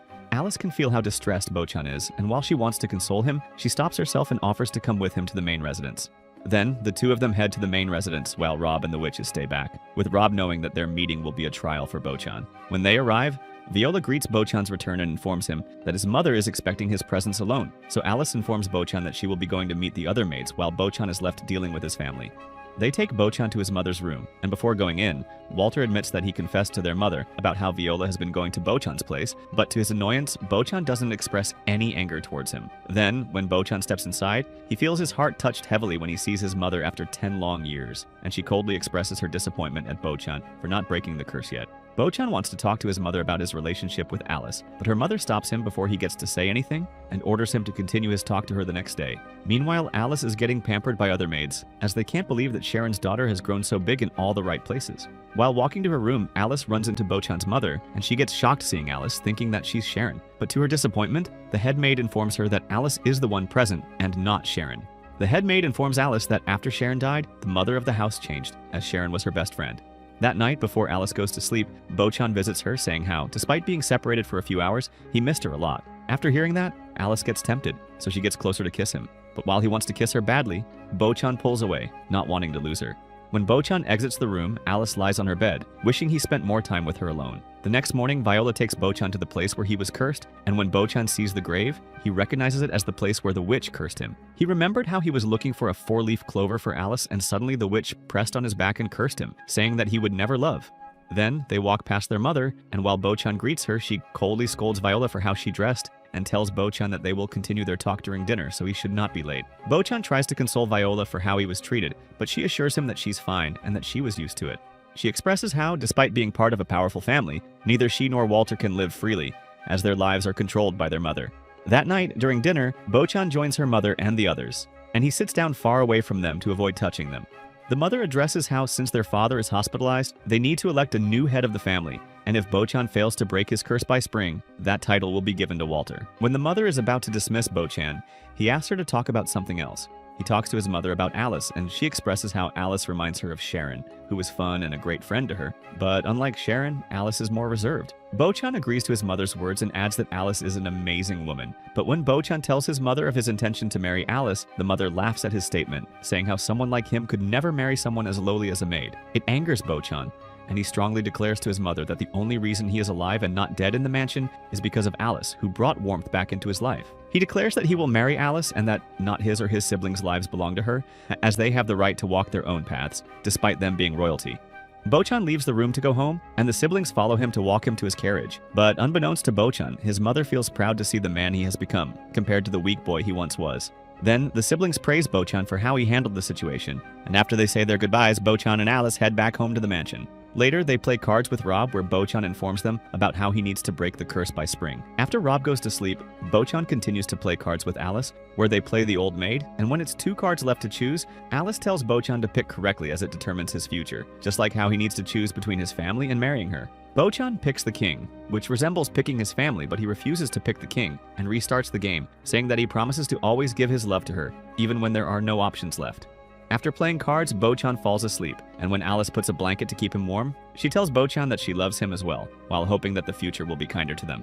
Some days later, Bochan is spending his evening like a dork by making a palace using cards when Alice suddenly arrives on the spot. This scares the soul out of Bochan, and he complains how she is always shadowing her. Alice points out that she had knocked but no one answered. She then goes on to compliment Bochan on being so skillful with his hands. A flustered Bochan tells Alice to stay a little away from him, because if she touches him even by mistake, she might die due to his curse. He adds that if she dies, he won't be able to live either, because he loves her. Alice, who pretends as if she didn't know this information, calls him cute. Upon hearing this, Bochan thinks that he wants to be a Chad and not have a cute, soft e-boy aesthetic. He then tries to concentrate on his silly little castle building game by asking Alice to hold on to his cards for him. Alice, on the other hand, takes the cards and places them between her natural plushies and under her fishnet stockings. Bochan is so turned on by seeing this that he begins to edge himself. As Bochan pulls his mind away from her thighs, he starts thinking that he can't live like this forever. He knows he needs to become strong, or Alice will always see him as weak. He also mentions out loud that if he doesn't break his curse, his family will never accept him. Elsewhere at the Gemini Circus, Zane and Cuff are putting on a fantastic show for the crowd. The circus is seeing a full house after a long time, and the audience is thrilled by the performance. Once the show is over, Hugo excitedly approaches Cuff backstage. He thanks her for pulling him out of life being a pickpocket and bringing her to this circus. The little boy shows off his riz by conjuring up a flower out of thin air and hands it to Cuff. However, Zane interrupts and picks Hugo away from his girlfriend, as if the latter is some stray cat in heat. This leads to a playful fight between Zane and Hugo, which ends up with the little boy trying to pull off Zane's mask. Eventually, the ringmaster steps in, grabs the boy, and cools down the matter. He thanks Cuff and Zane for bringing people to his circus, and then retires for the night. Once everyone is gone, Cuff and Zane sit together backstage and have a chit-chat chit-chat about what just happened. When Cuff says that she likes it when people give her flowers, Zane promises to give her the biggest flower he can find. Later on, the duo ponder about their lives and their future plans. Zane asks Cuff how long they should stay at the circus. It is close to Bo-chan's mansion, and both of them actually love the place, but Cuff says that they need to leave it before anyone finds out that they are actually witches. Since Zane cannot stay serious for more than 15 seconds at a time, he immediately changes the topic. He shows Cuff a handbag and says that he swiped it under Dallas's nose from the witch's world. Cuff is surprised and asks if anyone saw him steal the bag, but Zane does the classic deny everything tactics and tells her that he simply took it because no one was using it. He places the box on her lap and Cuff is delighted to find so many weird magical things inside it. However, Zane asks her if she wants to live here as a witch or would she prefer life as a human. He also points out that if she doesn't use her magic openly, people will always see her as a human. Cuff knows that Zane doesn't have the luxury of looking normal because he looks like someone stuck a pigeon on top of a human. Nonetheless, she puts her face below his coat and reassures that she wants to stay with him, whether it is in witch form or human form. However, Uka gets very close to Zine, and their bodies accidentally touch. Zine gets excited by the fact that he can feel her natural pillows rubbing against his body. Meanwhile, in the witch's world, Daleth is creepily thinking about Zane and says that she wants the magic to control time. It turns out that she is not talking to herself, but the lifeless body of a beautiful woman named Sharon. Back at the Bakken mansion, Viola is looking at the painting of her grandparents when her brother Walter joins her. They both talk about how their grandfather never married after their grandma passed away. On the other hand, Alice is leaning over Bo-chan when Cuff arrives all of a sudden. Both Alice and Bo-chan are embarrassed and clarify that the situation is not as it appears to be. However, Cuff doesn't care and uses her magic to set blazing flames in the fireplace and all over the mansion. Bo-chan comments that it may be winter currently, but the huge flames are making the place too hot. So Cuff reassures him that there's no need to worry and uses a small vessel to create a temporary indoor swimming pool. Shortly afterwards, Alice and Cuff change into rather skimpy swimsuits and jump into the pool. Bo-chan cannot help but behave like a simp looking at Alice's well-seasoned fruit bowls. Alice invites Bo-chan to join them in the pool, but he declines, saying he's fine where he is. Nonetheless, she and Cuff then have a great time enjoying the cold water in the heated room. To distract himself from having an inflated rubber in his pants, Bo-chan starts working on a painting, but he starts feeling hot given that the fires are still raging in the fireplace. Alice comes to check on him while still wearing a swimsuit and asks if he's okay. Bo-chan is so dizzy that he stumbles forward and Alice almost catches him. Thankfully, any tragedy is avoided as Bo-chan stops himself from touching him. They end up standing very close, and both their faces turn red from embarrassment. A few hours later, Cuff heads back but leaves behind a small box as a gift from Zane. When Bo-chan opens the gift, it magically pulls both him and Alice inside. The duo find themselves in a strange place where an apparition of Alice arrives in a seductive bunny maid dress. She tells them that this is a place where all of Bo-chan's deepest fantasies are brought to life. Upon hearing this, Alice jokingly asks Bo-chan wants to see her in a bunny girl dress. As the trio moves forward, they see several of Bo-chan's fantasies brought to life. In one room, they see several versions of Alice, but all dressed seductively. They also see Bo-chan's sister Viola, telling him that she is proud to have a brother like him. They soon come across a piano, which Bo-chan happily starts playing, and an audience along with Alice appears in front of him. After a while, they notice another door nearby, and Alice curiously takes a peek inside. There, she sees herself in a white wedding dress and realizes that Bo-chan wants to marry her. This makes her emotional, but she doesn't say anything about it to Bo-chan. Following this, they head back to the real world, but Alice keeps smiling to herself, thinking about what she saw in the last door. A few days later, Alice convinces Bo-chan to try his hand at indoor golf because she thinks he is good at handling balls. Alice uses her seductive voice to remind Bo-chan that since it's his first time, he should take it easy. The latter is completely tightened up and asks why she is speaking in such a hot way. Then, when he tries to hit the ball, he struggles as his aim isn't great. Alice, however, lands a perfect shot with ease. Seeing this, the Duke feels both surprised and quietly pleased that she is so good with putting balls inside their targets. Nonetheless, Alice tells him that he just needs to focus on the positioning of his club. Bo-chan tries to play seriously, but once again, she starts flirting with him, and he is just as easily distracted. After regaining his composure, he eventually hits the ball properly, and this time it lands exactly where it should. Bo-chan then actually starts to enjoy the game, practicing more and more. Both he and Alice have a lot of fun together that whole afternoon. Meanwhile, Walter is also playing golf on the lawn of the Bakken mansion when Viola arrives. She asks him to come with her so that she can practice applying makeup on his face. Walter pretends like he doesn't enjoy cosplaying as a girl, but eventually Viola drags him indoors. There, she gives him a full makeover. She applies makeup, gives him a new outfit, and transforms his appearance to resemble a girl. Viola jokingly tells him that he should visit their elder brother Duke like that. Upon hearing this, Walter gets a stupid idea of visiting his brother and making Bo-chan fall in love with himself. He thinks that if he can achieve this, their mother will kick Bo-chan out of her will. Shortly afterwards, Walter and Viola arrive at the Duke's mansion where the latter is still playing golf. When the Duke sees Walter in disguise, he gets fooled and asks Viola who the new girl is. Viola explains that she is their new maid, who has come here because she wanted to meet the Duke. Before anyone can ask any further questions, Viola leaves them alone. Thus, Bo-chan awkwardly invites the disguised Walter to play golf because he has the social skills of a toothbrush. But, once again, he struggles to aim well because he knows that two hot women are looking at him. The disguised Walter then uses paper and ink to convey a message which says, if she manages to land a perfect shot, the Duke will have to go out with her. He doesn't stop to see if Bo-chan agrees to this stipulation and immediately grabs the golf club. Walter then proceeds to hit the ball and lands a perfect shot. Suddenly, the disguised Walter pulls out a series of boards with extremely desperate messages, asking the Duke to marry her. It's an elaborate confession, but the Duke gently says that he can't marry anyone because he is already in someone else. A disappointed Walter screams screams in horror and bolts away from the place. Afterwards, on the way home, Walter looks at himself in a hand mirror and wonders whether his face isn't beautiful enough to seduce his own brother. Elsewhere at the Gemini Circus, Cuff is practicing for that night's opening act alongside Zane. They are soon joined by Hugo, who shows that he is already a pro-level simp by offering Cuff some juice. A jealous Zane tries to shoo the kid away, but Cuff accepts the juice and drinks it. She even calls Hugo a funny dude and pats his head, which makes Zane extremely jealous. Nearby, the ringmaster has been watching this and whispers to Zane that he needs to pull up or he will lose his chick to a 3 feet tall kid. The ringmaster also announces that the circus performance will soon begin and tells everyone to be prepared. Cuff says that she loves the circus and finds the place very special. The ringmaster then grabs Hugo and takes him away, giving Cuff and Zane a moment together. Soon, the circus is nearly ready to begin, and all the performers prepare themselves. Cuff jokingly tells Zane that if he is really brave, he should hold her hand. Zane's face turns red, but he eventually holds it, which makes Cuff blush too. The ringmaster then returns and announces that it's time for the performance to begin. Back at the mansion, Bo-chan and Alice sit down for dinner when suddenly, the witch Daleth arrives. She pulls Bo-chan to an alternative dimension and tells him that she wants a favor. It turns out that she wants Bo-chan to persuade Zine to use his powers of time control once again. The Duke refuses, explaining that Zine is his friend and he doesn't want to force anyone to do anything. Daleth, however, sweetens the deal. If Bo-chan helps her, she will in return assist him in breaking his curse. Meanwhile, in the real world, Alice is baffled because Bo-chan is sitting on the table like a statue. She tries to see if everything on his body is hard and even pokes his cheeks. Elsewhere, Zine starts to reminisce about the time when he and Cuff first met as children. She was the daughter of a witch and a human, while Zine's parents had left him in the human world. Their friendship started when Zine used his powers to revive a flower that Cuff cared about. He showed her his ability to control time and how he could teleport from one place to another when he froze time. Cuff absolutely loved this, and the duo became fast friends. Unfortunately, one day a mob of human witch hunters cornered both their parents and eliminated them. Zine promised to bring them back using his time control magic, but he quickly realized he couldn't change someone's fate using his powers. From that day onwards, he started to hate his powers. In the alternative world, Daleth makes it clear that the witch who cursed Bo-chan is already dead, but she knows a few other powerful witches who are experts in breaking curses. She cannot guarantee that these witches can break his curse, but beggars can't be choosers. Daleth hands him a card, says she is hopeful that Bo-chan will consider the offer, and then vanishes. On the other hand, Alice, who is tired of the Duke not waking up, leans in, almost as if to kiss him. Thankfully, Bo-chan comes back to his senses on time and stops her before any physical contact is made. The Duke reminds her that if she touches him, she can die, but Alice asks why he was acting like a statue. The Duke then tells her everything that just happened, and then the duo discover a business card that Daleth has left. There is no information on the card except for a strange symbol. One afternoon, as Bo-chan is reading in his study, he notices Alice cleaning nearby. He tells her that she should get some rest from time to time, instead of working like she is actually a maid and not his naughty partner. He even takes the broom off her hands, but Alice yanks out another duster from her milk fridge and insists she can still work. Later that night, Alice walks along the hallway of the mansion while the ghost of a bride talks to her. She soon reaches the study and is unexpectedly greeted by Bo-chan. It turns out he has been working all night long to decipher the meaning behind the symbol on the card. On the other hand, Alice continues to hear the voice of the bride ghost. Bo-chan, who may be a simp but not a fool, notices this and asks Alice if she can see ghosts. The latter doesn't answer directly, and instead she continues to flirt with him. The Duke then tells her that the other day he saw her talking to someone who wasn't visible to him, but Alice denies that she can see spirits because she knows she can manipulate the Duke into believing anything with her bazookas. At that moment, the ghost of the young bride appears right next to Alice. The ghost explains that she was once supposed to marry a man she loved, but when he proposed to her with a ring, she got so giddy that she fell down the stairs and died. Ever since, the bride has been forced to wander around all alone as a ghost, and she even discovered that the ring her would-be husband gave her was larger than her finger size. Alice listens kindly to the story and tries to comfort her. By this time, Bo-chan also knows that his maid can actually see and communicate with ghosts. After he comes to know about the ghost's tragic story, Bo-chan shows Alice several rings that he had found in the mansion. He says that the ghost can take any ring that she likes and hopes it would free her soul. But he and Alice immediately go off topic and start to flirt like a cringy couple in their first week of dating. The ghost comments that she feels a bit envious watching them, and suddenly she possesses Alice's body. While possessed, Alice becomes much more thirsty than she usually is, and asks Bo-chan if he wants to do horizontal activities with her. The latter absolutely wants to do it, but he knows his curse will eliminate Alice if he agrees to do it. So he tucks his tail between his legs and runs away from the spot. As soon as he leaves, the ghost exits Alice's body and apologizes for trying to do something inappropriate. She then admits that she still has feelings for the man she was once supposed to marry, but now she has realized that she must move on and be happy about the things she experienced. Before disappearing, she leaves Alice with a bouquet of flowers as a gift. The next morning, the Duke and Alice sit outside, thinking about the business card with the weird symbol. As they talk, they notice a figure approaching from a distance. Alice remarks that this might be the witch that the business card was referring to. Suddenly, the mysterious figure collapses before she can reach the mansion. Bo-chan and Alice rush toward her, and the stranger weakly tells them to quickly pick her up and place her in salt water. As soon as they do, they discover that she is not an ordinary human or a witch for that matter. The stranger introduces herself as Amelia, a half-human, half-octopus girl with powerful magical capabilities. As expected, Daleth had informed her about Bo-chan's curse and that she came to help him. She claims to have broken a similar curse many years ago and believes she can do it again. But the Duke warns her not to proceed and explains that he has made a deal with Daleth. If Amelia somehow manages to break the curse, he will be forced to do something he doesn't want to. Amelia finds his sense of honor admirable level and calls him royal in spirit. From there, the conversation takes a sharp turn like a blind man driving on a freeway, as Alice asks Amelia about her history. The half-octopus, half-woman starts sharing her backstory. Amelia recounts how she used to take the form of a giant octopus and attack cargo ships in sea when she was bored. Unfortunately, one day she was captured by and taken aboard a ship. Many people tried to finish her, but she was saved by a man who protected her from harm, smuggled her out and let her back in the sea. Since then, they became close and eventually fell in love with each other. She even gave him one of her rings as a token of their relationship. Unbeknownst to Alice and Bo-chan, that man happens to be none other than the ringmaster. They were happy together, but obviously she had to head back to the sea while her so-called husband had to go back to making a living in the city. Once the sob story is over, Amelia tells Bo-chan that she truly wants to help break his curse. She reaches out to touch him with one of her tentacles, but the Duke immediately pulls away because he is habituated to not letting any baddies touch him. To demonstrate her power, Amelia uses her magic to summon seawater into the mansion's garden. The area is flooded temporarily, but both the Duke and Alice manage to keep breathing without much trouble. They also have fun exploring all the creatures that show up around the mansion. On the other hand, Amelia observes the Duke curiously and says she's trying to understand who could have placed such a powerful curse on such a kind person. After a while, Amelia prepares to break the curse and extends her tentacle to touch the Duke's hand. But before she makes contact, she suddenly pulls back, startled by the sheer vicious nature of the curse. She says that it is much more powerful than she expected, and that she might not be able to undo it on her own. Meanwhile, Daleth keeps on watching Zane like a creep through the eyes of her raven. Back at the mansion, Amelia reveals a major truth. The curse was placed by a witch named Sade, who was Daleth's twin sister. This shocks Alice, since she had read in the notebook about twin sisters. Bo-chan also adds 2 and 2 together, and wonders if Daleth is trying to revive Sade using Zane's time magic. Realizing she may have opened her trap more than it was actually necessary, Amelia stops herself. Soon after, she becomes overwhelmed and collapses again. Bo-chan and Alice then gently place her back into the sea, where she swims away, saying goodbye for now. Later that day, Alice and Bo-chan sit together where the latter tells her that once the curse is broken, he wants to go on a journey with her. He asks her to promise that they'll travel together once that day comes. Alice, who is a little emotional, says that if the curse really is lifted, she's not sure if she'll be able to stay by his side. Still, she promises him that she will be there no matter what. That night, on top of a roof somewhere, Cuff and Zane are sitting peacefully. However, as always, Cuff is allergic to keeping her mouth shut and starts yapping about her abandonment issues. She says that she never wants to be lonely and asks Zane if he would ever leave her. Like a true alpha man, Zane replies that he would do anything for her, even if it meant that he would have to leave her. The next day, Alice and Bo-chan, who is dressed as if he is a plague doctor from the 17th century, are strolling around in the market. Alice openly flirts and rubs against Bo-chan since the heavy protective outfit prevents his curse from harming her through touch. Alice, as always, continues to turn up her flirting until Bo-chan is red in the face like a tomato. It is also revealed that they are searching for Gemini Circus because they want to see Cuff and Zane. Nearby, Hugo is passing through with a bag of groceries in his hand when Bo-chan asks him for help. Of course, the two of them don't know each other, and the boy asks the duo where they're headed. Victim tells him that they're on their way to a circus to meet some friends. The boy becomes visibly angry upon hearing that he has got yet another competition for Cuff. As he tries to punch Bo-chan aggressively, the latter dodges all the attacks skillfully. Thankfully, Alice calms the boy and gently tells him that they are looking for Zane and Cuff for an important matter. The boy then introduces himself as Hugo and offers to take them to the circus. After 30 minutes, they arrive at the circus, and Cuff is extremely happy to see her friends. On the other hand, Hugo is as curious as a kid who wants to play video games on your mobile, asks about Bo-chan's curse. The latter explains that anything he touches dies instantly, and to demonstrate, he touches a rose, which withers in seconds. Then the ringmaster arrives, and instead of being creeped out like a normal person, he is almost turned on. He asks Bo-chan to join the circus, saying that his ability could be quite entertaining, but the Duke politely refuses. The ringmaster then walks away, and Cuff tells everyone that he is their boss. Later, Duke watches Alice stretching for a performance and seeing her pull her limbs. He blushes intensely. Meanwhile, Hugo and Cuff begin showing them around the circus and explain the daily activities. Bo-chan also starts practicing juggling and slowly picks up the skill. Sometime later, Hugo talks about the ringmaster's kindness, saying he gives shelter and employment to those who are different and rejected by society. Many circus performers have been given a second chance by him, and for that they are grateful. However, like always, Bo-chan is barely paying attention and is quietly thinking about his curse. Though hesitant, he continues with the circus training. Elsewhere at night, Zane sits alone over a footbridge contemplating something. Later, Alice comes to see Duke practicing and feels genuinely happy to see his progress. That night, Zane has had too much to drink and has to be hauled into the circus like cargo. In a different dimension, the chief of the witches, Daleth, is inside her church. She is alone and holding the unconscious body of a woman in her arms. It is revealed that this body belongs to Sharon, her best friend, who is still alive but under a deep magical slumber. Daleth says she is going to the human world and invites her annoying sidekick Kito to come along if interested. Kito watches Daleth closely and comments that Bo-chan and Zane are the two individuals who helped open the path for witches into the human world. Daleth responds that she plans to bring Zane to the witch world as she believes he can become an extraordinary magician. Kito agrees to help her bring Zane over and runs away from the spot in happiness. When Kito is gone, Daleth opens her mask and the several scars on her face can be clearly seen. The next morning, Bo-chan Bochan performs juggling tricks, and for the first time ever, he manages to impress the crowd at the circus. The ringmaster tells him that using his magic would be even more impactful, but this makes Bochan anxious. He fears his power could harm others, especially the people he loves. Later, Bochan, Alice, Zane, and Cuff sit together to eat. As Cuff leaves for a moment, Zane tells the others that he may have to leave soon because Delath is after his powers. Duke warns that if Zane disappears, Cuff will be heartbroken. Nearby, Cuff is watching from a distance and notices something is off. She returns with food and joins them, trying to lift the mood. However, Zane is straight up a Hongdae guy and starts staring at Cuff's passive asset. That night, the circus performance begins in the middle of the city center, and surprisingly, they once again have a packed house. Bochan performs decently, and the show goes on as planned. But then, Delath, Keto, and Sato suddenly appear and begin to wreak havoc all over the place. They capture Zane and try to force him to go with them to the witch world. Delath warns him that if he refuses, they might be forced to hurt his friend. Initially, Zane does not try to resist much while Tato and Keto group together to tie him up slowly, but he eventually shows his superior magical capabilities by freeing himself from their grip. Zane also reveals that he can also use illusion magic. Delath is impressed and remarks that he is really a genius. Interestingly, he does not appear to have a qualm in going with Delath. Instead, he asks her for 2 days so that he can say goodbye to Cuff. With this assurance, Delath leaves with Tito and Keto and flies back to the witch's world. Zane, meanwhile, watches Cuff from a distance, and it appears that he has already made up his mind now.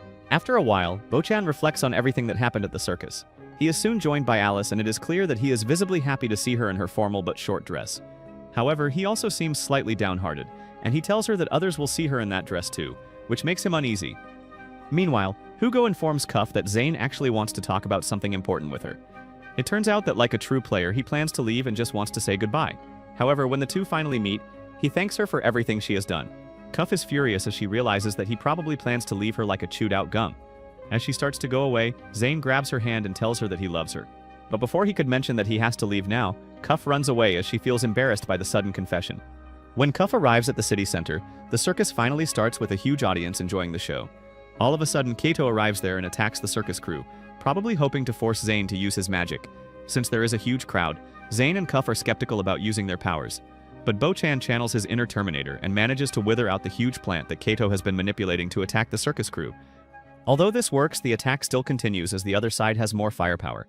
Delath uses her illusion magic to manipulate Zane into seeing a younger Cuff in danger after he forgets where he is. Meanwhile, Keto attacks one more time, and when Cuff tries to fight back, she ends up losing balance and can barely hang onto a rope tied high above the ground. Zane sees her falling moments later and realizes that he has to use time magic. Unlike the loser Spider-Man, Zane successfully saves Cuff, after which she replies to her confession with a kiss. They tie up Keto and Tito, but Zane is adamant to get more kisses from his lover. Unfortunately for him, Cuff finds his behavior annoying and childish, after which she ends up slapping him. Zane eventually deactivates the time magic, and others don't even realize what just happened. Shortly after Zane's time magic begins to wear off and people start coming back to their senses, he and Cuff pretend as if all of the things that just happened were part of an act. They thank the audience, who are so dumb that they had no idea they could be injured due to the recent events. Bochan obviously knows that Zane used the time magic to save Cuff's life, and from his appearance, he wrongly presumes that there has been a scuffle, not realizing that it was Cuff who had slapped her lover instead. While the rest of the circus crew is busy doing the cleaning work, Cuff and Zane talk to Keto and Tito, who are tied up at this point. Interestingly, Delath appears in front of Alice and Bochan. Naturally, Bochan is quite furious at her since she forced his friend to use his time magic for her own personal advancement. But Delath shocks the duo by pointing out that the ends she is aiming at are eventually going to help them as well. Although they are initially suspicious, Delath surprises them further by revealing that Alice's mother Shannon is not dead, and she now plans to wake her up from her slumber. Alice does not appear to believe her words, as she has been told that her mother died in an accident a long time ago. Delath points out that she is a massive fool and she has never been presented with any evidence to accept such a bizarre falsehood. Alice confesses that she would be really happy if her words turn out to be true. But before they could discuss further, Cuff spots Delath and punches her in the face as hard as she can for everything she did that day. Instead of fighting back, the witch flees. Later that night, the circus crew has a feast with Alice and Bochan. It turns out that the ringmaster had noticed what had happened earlier that evening, and revealed to the rest of the crew that Zane and Cuff are witches. Interestingly, he does not wish to cut them off from the rest of the team, and even goes over the top by calling them his family. Zaku then shocks everyone by revealing that he is actually Amelia's husband. After the party, Alice and Bochan leave for the mansion, while Cuff tells Zane to never even think about leaving her again. After spending several days at the Gemini Circus, Bochan and Alice finally return back to the Duke's mansion. They are greeted by Rob, who tries to hug Bochan but misses him by several meters because of his bad eyesight. Back at the Balkan household, Walter is busy giving his mother the information that she never asked for. He tells her that he has completed his studies in general education, politics, economics, linguistics, and musical essence, but his mother barely cares. However, Walter is too thick to realize the indifference his mother has for him. Instead, he thinks that by spring his eldest brother will be stripped off the title of heir, and he will become the man of the house. But he is not satisfied with simply getting that title. He wants to prove to everyone that he is worthy of it. Since spring is almost here, he wants to hatch a plan that will make Balkan look bad in the eyes of their mother. While he is scheming and plotting like a villain from a B-grade movie, Walter runs into his sister Viola. She has been carrying a mountain of macaroons and gulping them down like there is no tomorrow. He tells her that she has put on a lot of unnecessary weight, but Viola thinks that he simply wants to steal her macaroons. But Walter tells her to look at her stockings, which are clinging onto her legs for dear life. And yet Viola keeps on stuffing her face with sweet delicacies, and says that it is perfectly fine for a growing girl like her to be filling up her figure. When his sister refuses to put down the food, Walter says that she may end up as nothing more than their mother's caretaker in the future. He also points out that Viola's crush, Rob, likes his woman fit and not swollen like a cow. This provocation is enough for her to decide that she's going on a diet. Following this, Viola starts an exercising regime with the help of Walter, but she still dreams about getting a mouthful. On top of lifting weights, the siblings also start running. Walter tries his best to push Viola, but the latter collapses on the ground as she has reached her limits. She hopes that Rob will be able to accept a little weight on her body. In a surprising twist, Walter then shows his soft side and tells his sister that she can achieve whatever she wants. This reminds Viola of their childhood when Walter was always supportive of her. Motivated by his words, Viola gets up and starts running once more. In the meantime, in the Duke's mansion, Alice and Bochan are visiting their butler's room for the first time in ages. Bochan points out that the room is piled up with all kinds of gifts that Rob refuses to throw away. Among these gifts is a mysterious wooden box placed above a cupboard. When Alice tries to take a closer look at the box, Rob distracts her with a gift. The butler hands her a notebook that contains drawings that Bochan did as a child. Moments later, Bochan gives Rob a paper bag that contains several gifts from the members of the Gemini Circus. This includes unnecessary stuff like tickets to the circus, a cat-shaped stone from Cuff, and a spyglass. On top of this, Alice and Bochan both also have brought personalized gifts for the butler. Rob had been feeling lonely earlier that day, but now seeing all the gifts and the love people are giving him, he realizes that he is not as lonely as he thinks. Later that night, Alice looks at the notebook that Rob had given her earlier. It contains a sketch of her and Bochan as children, and this makes her tap her feet like a bunny in heat. The next afternoon, Zine, Cuff, and Hugo are enjoying the day out in the local zoo. Zine is bummed that he is not getting to spend time with his girlfriend thanks to the pesky third wheel. He has also been tasked by the ringmaster to find inspiration for the next circus act. Apart from this, Zine is also aware that Daleth must be out there planning her next move. He has no idea why she wanted him to use his time magic so badly, but he does guess that it has something to do with waking up Alice's mother. His train of thoughts is interrupted by Cuff and Hugo, who take him to watch the animals. The three of them have a great time generally, but Hugo keeps reminding Zane not to have dirty eyes on their mutual girlfriend. Zane tells the little boy that Cuff is his girlfriend and chastises him to go play with his pickpocket group. However, Hugo reveals that many of them are even hostile towards him. Towards the evening, all of them then return back to their homes and the new couple get a little time for themselves. But thanks to Zane not understanding personal boundaries, he gets smacked by Cuff. Nearby, in the market, Walter also visits a shady-looking house. Back in the witch's world, Daleth is having an existential crisis and curses her sister for giving her the scars on her face. That night, as Cuff and Zane are headed to the Duke's mansion, they get caught up in a huge snow blizzard. This forces them to shelter in a nearby cave where Zane tries to be slippery with his girlfriend. Cuff, on the other hand, uses her fire magic to warm up the cave. Both of them are feeling a slight tension because this is the first time they have been alone since they officially became boyfriend and girlfriend. To pass time, Cuff makes apparitions of several kinds of animals through her fire magic while Zane guesses their names. In the middle of the game, Cuff also reveals she did know that Zine had been thinking about Daleth when they were at the zoo. Zine admits he was, but says that he does not regret using the time magic. He also tells her that he intends to use his magic one more time and go back to the past, so that he can stop Bochan from getting the curse in the first place. Zine is unsure if this will work because no matter how powerful his magic is, he cannot change fate. Cuff points out that it may not be in Bochan's fate to have been cursed. Nonetheless, both of them are very fond of the Duke and want to do everything in their power to get him a normal life. As the blizzard keeps storming, the two of them end up spending the entire night in the cave. The following morning, the weather clears up and they head to the Duke's mansion. One afternoon, Alice and Bochan are reading a book, but like Gen Z students addicted to 30-second reels, both of them quickly fall asleep. Bochan is then mysteriously transported inside the world of the book. Confused, he wonders out loud what strange place this is. He also finds himself dressed as a wolf, with paws, a tail, and fluffy ears, while Alice appears in a seductive black dress that curiously has a hood. Suddenly, Bochan realizes that they have entered the world of Little Red Riding Hood. They are then joined by a small girl in a classic red hooded dress who introduces herself as Little Red Riding Hood. Despite being an adult, Bochan is visibly excited and asks her for an autograph. However, the girl explains that there is a naughty wolf in the house up ahead, and that she wants him to defeat it for her. She even makes a deal and says that if he succeeds, she will grant him any wish. Bochan asks her if she could break his curse, to which she confidently replies that she totally can. Before they proceed, Bo-chan asks why he is dressed like a wolf. Little Red Riding Hood explains that he has been dressed that way so the real wolf will mistake him for a friend and lower its guard. A short while later, Bo-chan and Alice reach the house of Little Red Riding Hood's grandmother. They head inside and see the wolf sleeping in bed, just like in the original story. Bo-chan is worried about how they'll defeat the wolf since they don't have any weapons. Alice, on the other hand, is more focused on flirting with Bo-chan. She keeps speaking to the wolf, pretending it's Little Red Riding Hood's grandmother, all while aggressively flirting with Bo-chan. The wolf eventually gets tired of their public display of affection and leaps out of the bed, vowing to eat both of them. Just as it is about to attack, it lays eyes on Alice's chest, and the sight reminds it of its own mother. The wolf immediately transforms into a small pup and nuzzles against Alice's natural pillows. A few moments later, Bo-chan hands the pup to Little Red Riding Hood, and she happily says that she will raise it as her own pet. Bo-chan then reminds her about the promise to remove his curse. However, the little girl admits that she was lying just to get their help. Before Bo-chan can respond, he suddenly wakes up from the dream. That night, in the Bakken family mansion, Walter reminisces about his childhood. His mother always reminded him that if something were to happen to his elder brother Bakken, he would have to become the family heir. Even as a child, Walter had always been aware that his mother and sister favored Bakken over him. They wanted Bakken to become the heir, and even now their mother often stands by the window, waiting for Bakken to return home after breaking his curse. Meanwhile, Walter, who is now wearing a strange robe, enters his room and talks to himself. He recalls what a shady merchant in town had told him. If he wears this magical robe and touches a mirror on the night of a blood moon, he can attend the Sabbath where the witches gather. Looking into the mirror in his room like a true narcissist, Walter says to himself that he must uncover the truth about the curse. He must do so before Bo-chan does, and make everyone realize that he is better than his brother. He then obsessively repeats that he's better than Bo-chan.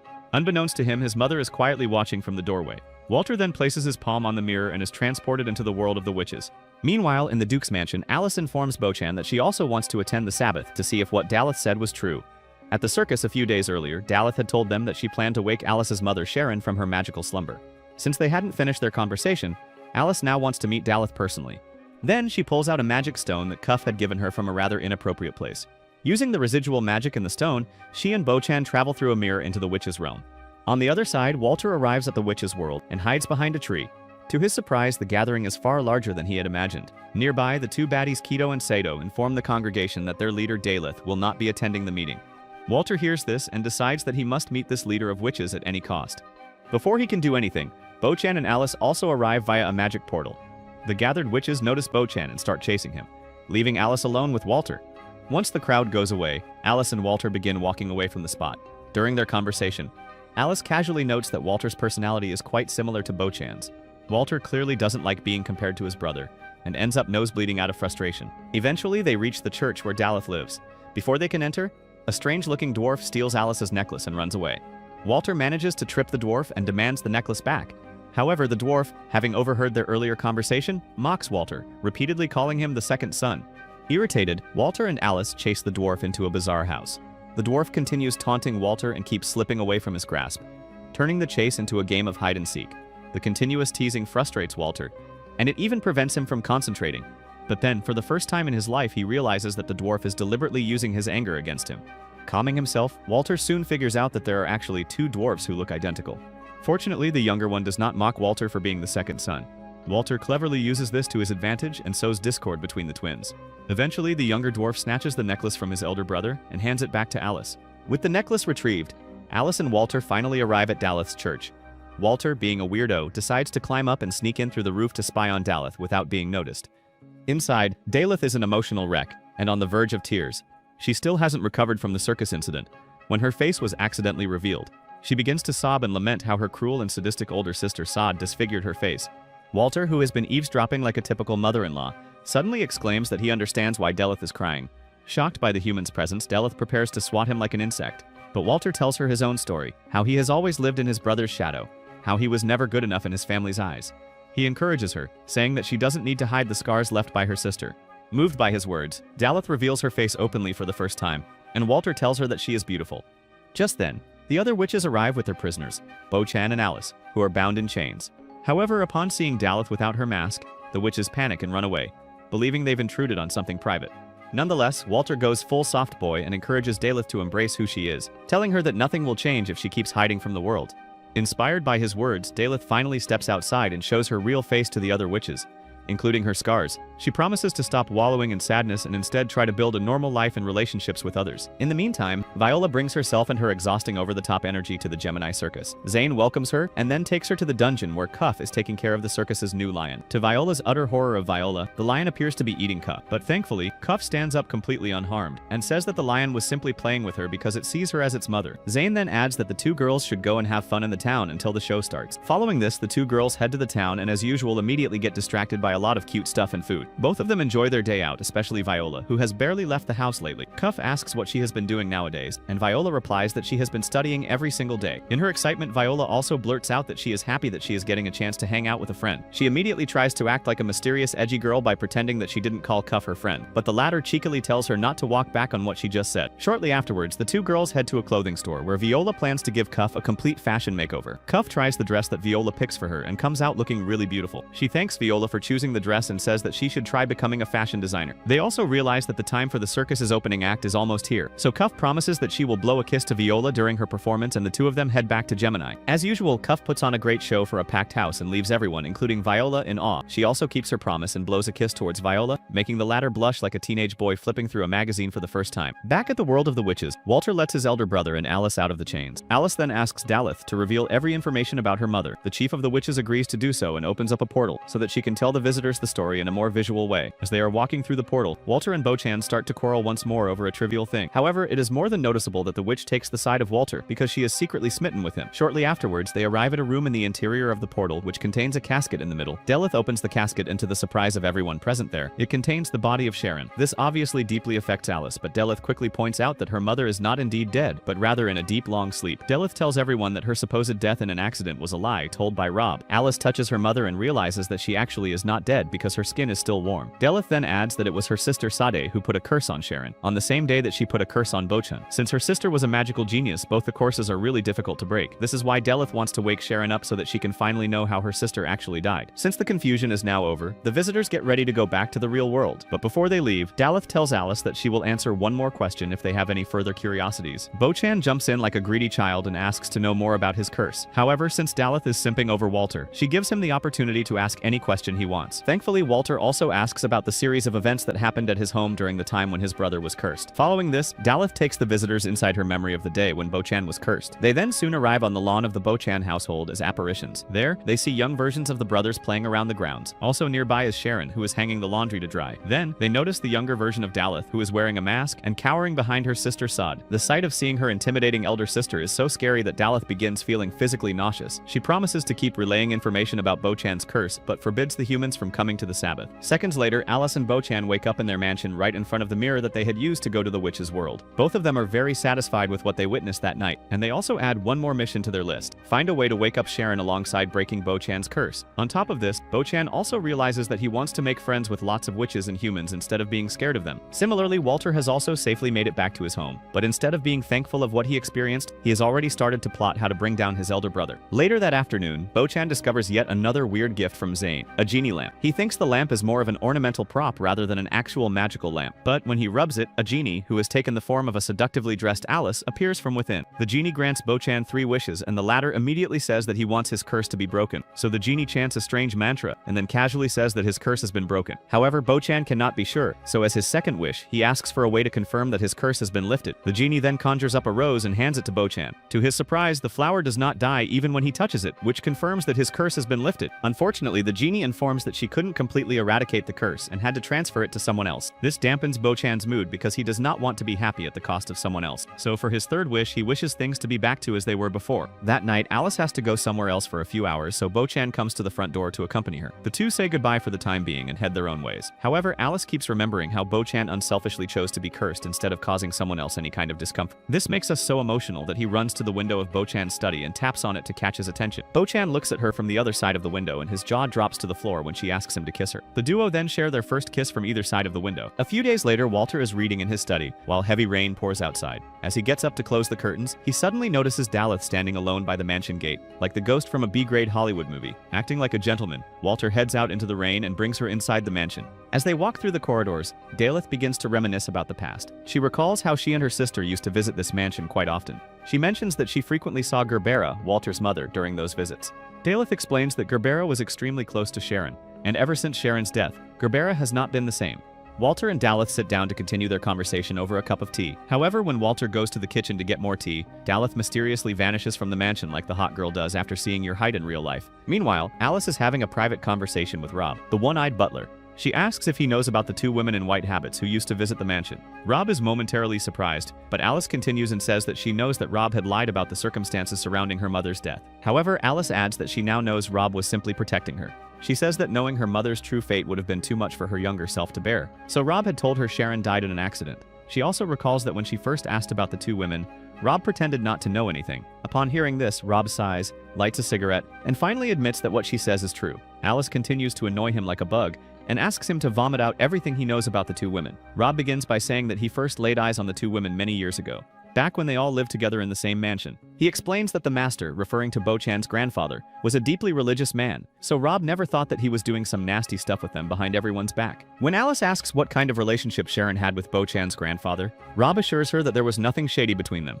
He explains that they simply cared for each other deeply and may have been into roleplay. Sometimes they acted like master and servant, at other times like teacher and student, or even parent and child, but they were always the dearest of friends. Rob admits that it brought him great happiness to watch them together. Seeing similar feelings blossom between Alice and Bo-chan brings him joy as well. He adds that it almost feels like the work of fate. Alice blushes and Rob momentarily loses track of what he was saying. She reminds him that they were discussing the two women in white. Rob then continues and says that after the master's death, the regular visits from the two women suddenly stopped. The last time he saw them, they were carrying Sharon away. At that point, Bo-chan had just been cursed, and everything in the household was falling apart. Rob admits that with so much happening, he couldn't focus on the two women, so he doesn't know much more. Alice thanks him for his honesty and says that she plans to share the information with Bo-chan. Elsewhere, at the Gemini Circus, Zane is busy tapping his inner sad boy aesthetic when Daleth suddenly appears. She teases him by asking if the circus is closed today. Zane begins to explain that their next performance is scheduled later, but then he recognizes Daleth and is stunned to see her without her mask. He asks if the whole secrecy around not showing her face is now over. Daleth replies that it is, adding that this is her new self. Upon hearing this, Zane immediately starts flirting with her, but soon realizes it isn't as much fun without Cuff around to stop him. He then asks what she wants from him. Daleth says she has made a decision. She wants them all to be friends now. She explains that helping them might also help her in the long run. Rather obviously, Zane is skeptical and asks if she really expects him to believe that. Daleth says that she thinks he should and tells him she has already made peace with Bo-chan. She encourages him to confirm it if he has doubts. Zane tells her there's no need and admits she may be a little mean and overly secretive, but she is not a liar. He then asks what she wants him to do. Daleth replies that she will start by giving him a hint. She tells him to investigate her sister, Sade. Zane asks what he could possibly learn about Sade that Daleth doesn't already know, and where he should begin. Daleth points to her chest, reminding him of something hidden there. Following this, Zane pulls out a piece of paper from his chest pocket. Daleth asks him to give Cuff her regards before walking away. Once she is gone, Zane uses his magic to transform the paper into a full logbook.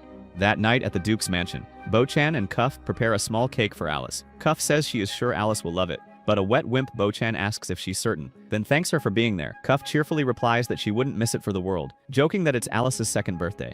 Bo-chan begins to correct her, saying it's not her second birthday, but then stops, realizing Cuff is only interested in celebrating. As expected, Cuff starts dancing and enjoying herself without knowing what the celebration is about. At midnight, Bo-chan and Cuff switch off all the lights. Bo-chan explains that he asked Alice to meet him in the room at this time. He adds that she doesn't know about the surprise, so he hopes she'll be happy. Alice soon arrives, and when she sees the cake, she is completely surprised and delighted as Bo-chan has made a cake just for her. As usual, the two begin to flirt until Cuff interrupts to give Alice a gift. It turns out that Cuff and Viola picked a beautiful dress for the occasion. As Alice blows out the candles, the electricity suddenly goes out. Bo-chan panics and tells both girls to stay still until their eyes adjust, warning them not to touch him. The girls agree to his warning, but Alice mischievously takes advantage of the darkness and begins undressing. Coincidentally, the lights return just as she finishes putting on the bird-themed dress from Cuff. She looks stunning in it, and soon all three begin dancing and celebrating together.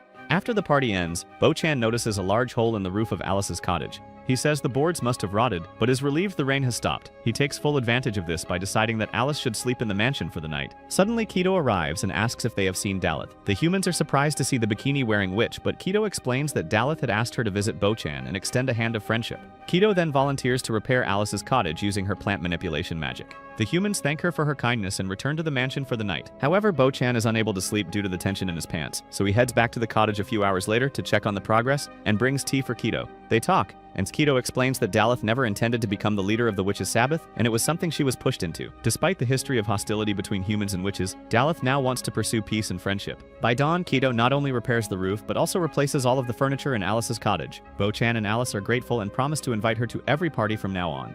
The next day in the city, Zane, Cuff, and Hugo are walking through the marketplace when they run into Hugo's former pickpocket friends. The group teases Hugo for being a clown by joining the circus and mocks him with cruel words. Hugo, unable to stand the insults, rushes at them. Cuff also wants to jump in, but Zane stops her, saying Hugo should fight his own battles. Eventually, Hugo catches up to the group, but by then, they have already been beaten by two strangers, a young boy and his taller adult female companion. The strangers ask Hugo not to report them to the police and then quietly walk away. One afternoon, Bo-chan is checking out a novel when he suddenly stumbles upon an illustration of a bare-chested woman. He is flustered by it and scared that someone might catch him ogling at the picture. But just as he peeks at the woman's milk fridges, Alice surprisingly arrives from the window. Bo-chan quickly hides the photo of the woman and lets Alice in.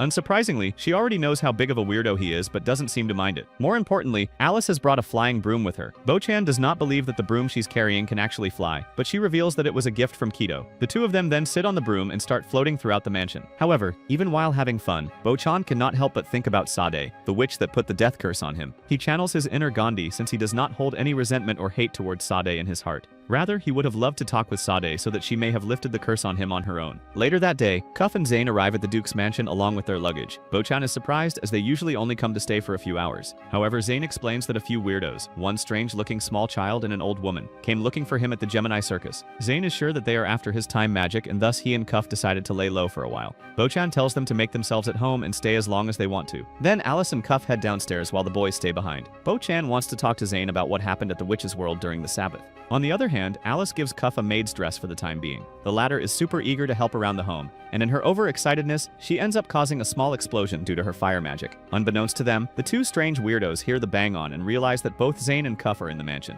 In the meantime, Zane hands over a logbook to Bo-chan. The latter is delighted to know that it contains information about guests that used to come to his family mansion during his childhood. Bo-chan hopes that with this information they can find some clues surrounding the mystery of Sade. Right then, the strange boy who had been looking for Zane at the circus barges into the room and casually hangs upside down from the ceiling. The boy quickly recognizes Bo-chan and refers to him as the Death Incarnate. Nobody has any idea that this small boy is named Nico and is actually an adult wizard caught inside the body of a young child. On the other hand, his partner, the old ugly wizard woman named Ichi, is also confronting Alice and Cuff downstairs. Without wasting any time, Nico quickly extends downwards and touches Bo-chan without any hesitation. To everyone's surprise, Nico does not die, but both he and Bo-chan do get electrocuted due to the power of the curse. Downstairs, Ichi approaches Cuff, who is getting increasingly tensed by the sudden appearance of the stranger. The old woman then renders Cuff motionless by blowing the smoke of her cigarette right on Cuff's face like an ill-mannered middle-aged man. In the meantime, Zane can sense immense magic coming from Nico, and suddenly realizes that this little boy is actually a wizard. Nico, however, doesn't like being referred to as a little boy and gets offended. He begins twirling the entire room like a fidget spinner with his magic. Once he has sufficiently punished everyone, Nico stops the room from spinning. He then introduces himself and then confirms that he is a wizard, which means that he is a human born with magic. The little boy then says that he wants help from Zane, but the latter refuses to trust him. Thankfully, Bo-chan keeps a calm head and says that they should talk to Nico. Shortly afterwards, all three boys sit down to talk, and Nico reveals that Sade put a curse of immortality on him.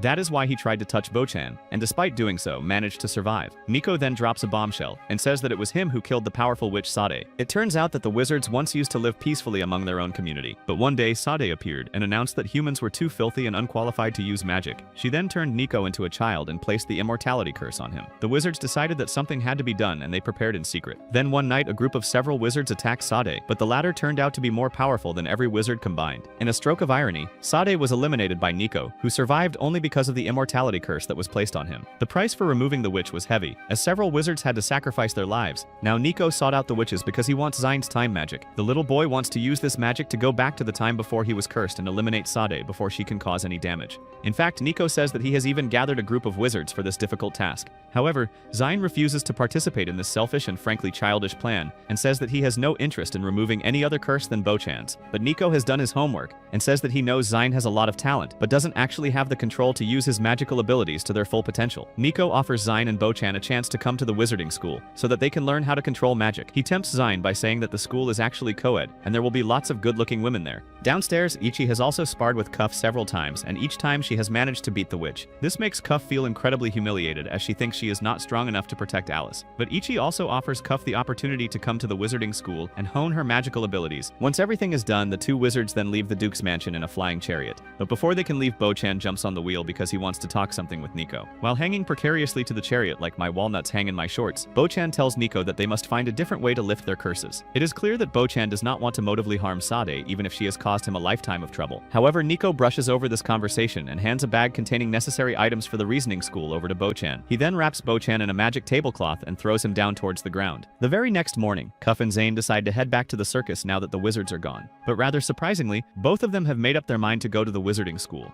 Few days pass by and Bo-chan has a conversation with Alice regarding the wizardry school. Bo-chan says that he also plans to attend the school because when it was time to actually study, he was busy flunking. He also agrees with Nico's plan of using time magic to go to the past and stop the witch. However, he is vehemently against harming her. Upon hearing this, Alice also volunteers to go to the school alongside her Duke. Meanwhile, the duo also find a journal entry from Sharon that talks about the women who used to visit the mansion while wearing white habits. According to the entry, Sharon seems to be quite good friends with them. Although it is clear that she didn't know Sade was a witch, Sharon also wrote about how Sade seemed to know what was going on her mind before she could even say it out loud. This rings a bell in Bo-chan's single-digit IQ mind, and he comes to the conclusion that Sade also had the magic of reading minds, which would make her an extremely formidable enemy. On the other hand, Daleth visits the Bakken mansion in order to spy on her crush. However, Viola catches her ogling at her brother and invites her to come inside the mansion. A few minutes later, Viola has not just convinced Daleth to come in, but also managed to get her on the makeup desk. The young lady gives Daleth a quick haircut and then asks if she is bothered by the scars on her face. Daleth clearly is sensitive about this topic, and even the slightest mention of it awakens a flashback of her sadistic sister. Viola, however, hugs her and says that everything will be alright. Then, the young lady gives the witch official makeup, which hides her scars completely. Following this, the girls go out to the corridor where they meet Walter.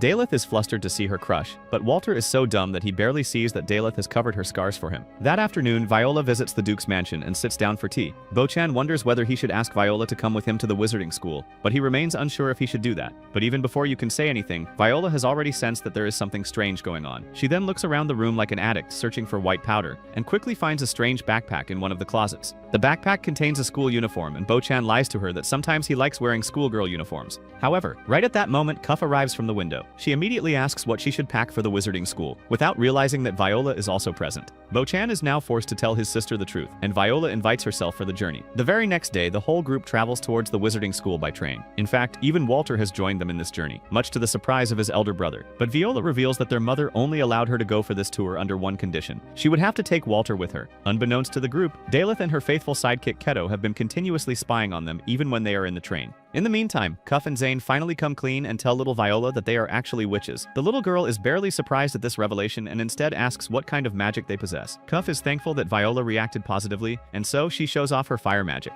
After a long journey, the group finally makes it to the wizarding school, which is inside a magnificent traditional building. They are soon greeted by the headmaster, who is none other than Nico and his not-so-young girlfriend Ichi. So the new students quickly change into their uniforms, after which they are introduced to the other wizards in the school. Shortly afterwards, the introductory class is held where Nico addresses all of the new students. He tells everyone that they need to work as hard as possible if they want to have even the slightest of chances against Sade. He then dismisses the class and tells everyone to enjoy their dinner as well as the hot baths. Outside, Daleth and Keto also arrive at the school's boundary, but they cannot enter because of a protective magic spell. As the night progresses, everyone enjoys a peaceful time in the communal hot water baths. Bo-chan and Walter are also alone for the first time in years, and the two brothers have a good conversation. Bo-chan tells his younger brother about Sade and what plan he has to revert his curse. On the other hand, Ichi and Zane bond over several bottles of beer like professional drunkards. Once everyone is clean, Ichi meets up with Cuff and reiterates her promise that she will make Cuff as strong as possible. Everyone then heads to their individual rooms for the night, and Alice gets a chance to have a small but cute conversation with Bo-chan. Since the old hag Ichi has promised to train Cuff, she takes her to an isolated hall to give her first lesson. Ichi begins the class by asking Cuff to light her cigarette, but when the latter does so, she comments that the flame is not hot enough. Cuff is excited as she thinks they will be learning techniques to make her fire magic stronger. But instead of focusing too much on magic, she tries to make sure that Cuff is instead improving the fundamentals of fighting. The old wizard conjures up an opponent made completely out of water, which makes Cuff's fire magic useless in this situation. The battle begins,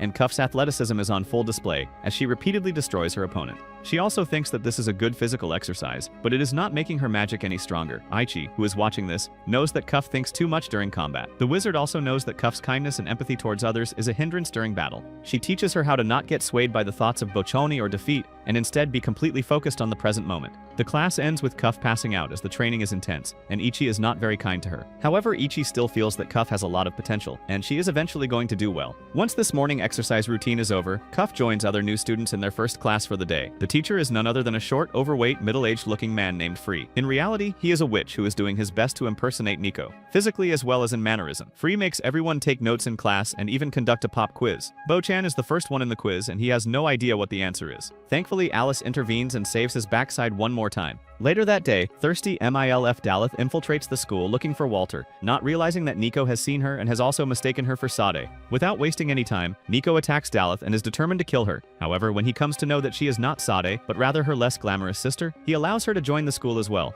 In order to potentially learn something important about Sade, Zain proposes to go into the past with Bo-chan, Daleth, and Alice. He is quite confident that it is a safe plan since no one will really recognize Bo-chan and Alice. Furthermore, he is taking Daleth too, as he wants someone who can help them with Daleth. This seems like a nice plan, but obviously there are risks involved. Bo-chan has been concerned about one of them for quite some time, and it is the suspicion that Sade has the ability to read people's minds. If this turns out to be true, it would mean that their plan is as good as a book in the hands of a teenager with an iPad. Bo-chan tries to learn from Daleth if she knows whether her sister can read someone's mind or not, but she does not give a convincing reply. It appears that she is just as clueless. After arriving in the past, Daleth observes everything from the sky. Meanwhile, Zain calls Daleth in the forest, not realizing that it is actually her sister Sade. She immediately turns around and points out that he is from the future, which shocks Zain. Daleth, who has been observing everything from the sky, realizes that Bo-chan's suspicion is quite accurate, as her sister can really see the past. Elsewhere, Bo-chan and Alice are careful not to arouse suspicion and stay away from anyone's eyes. They plan to regroup with Daleth and Zain to make sure that they don't end up having to confront Sade alone. But Bo-chan's grandfather somehow sees the duo and questions them about their motivations. He appears to somehow trust them, and Bo-chan gives him the cryptic message to take care of Sharon. Meanwhile, Sade suddenly tries to attack Zain, but it turns out that he has been using illusion magic. He is quickly flown away by Daleth, who is worried that her sister might catch up to them. Zain opens the time door one more time so that they can head back to the past before Sade finds them again. When he is about to close the door after making sure everyone is back, Sade almost manages to get in with them as well, but Daleth attacks her, forcing her to stay behind. Her attack appears to shock Sade, who was not expecting it from her sister. Once they are back, Zain and his friends try to take cognizance of the situation and hope that their actions do not change the present too much. Comment down below, Chick Magnet, if you finished the video. And if you like this video, you can also check the story of Ku. Ku is a weird emo who loves to wander every night. During one of his walks, he meets a freaky vampire girl who offers to turn him into a vampire if he lets her suck him off. But he will have to fall in love with her or he will die in 1 year.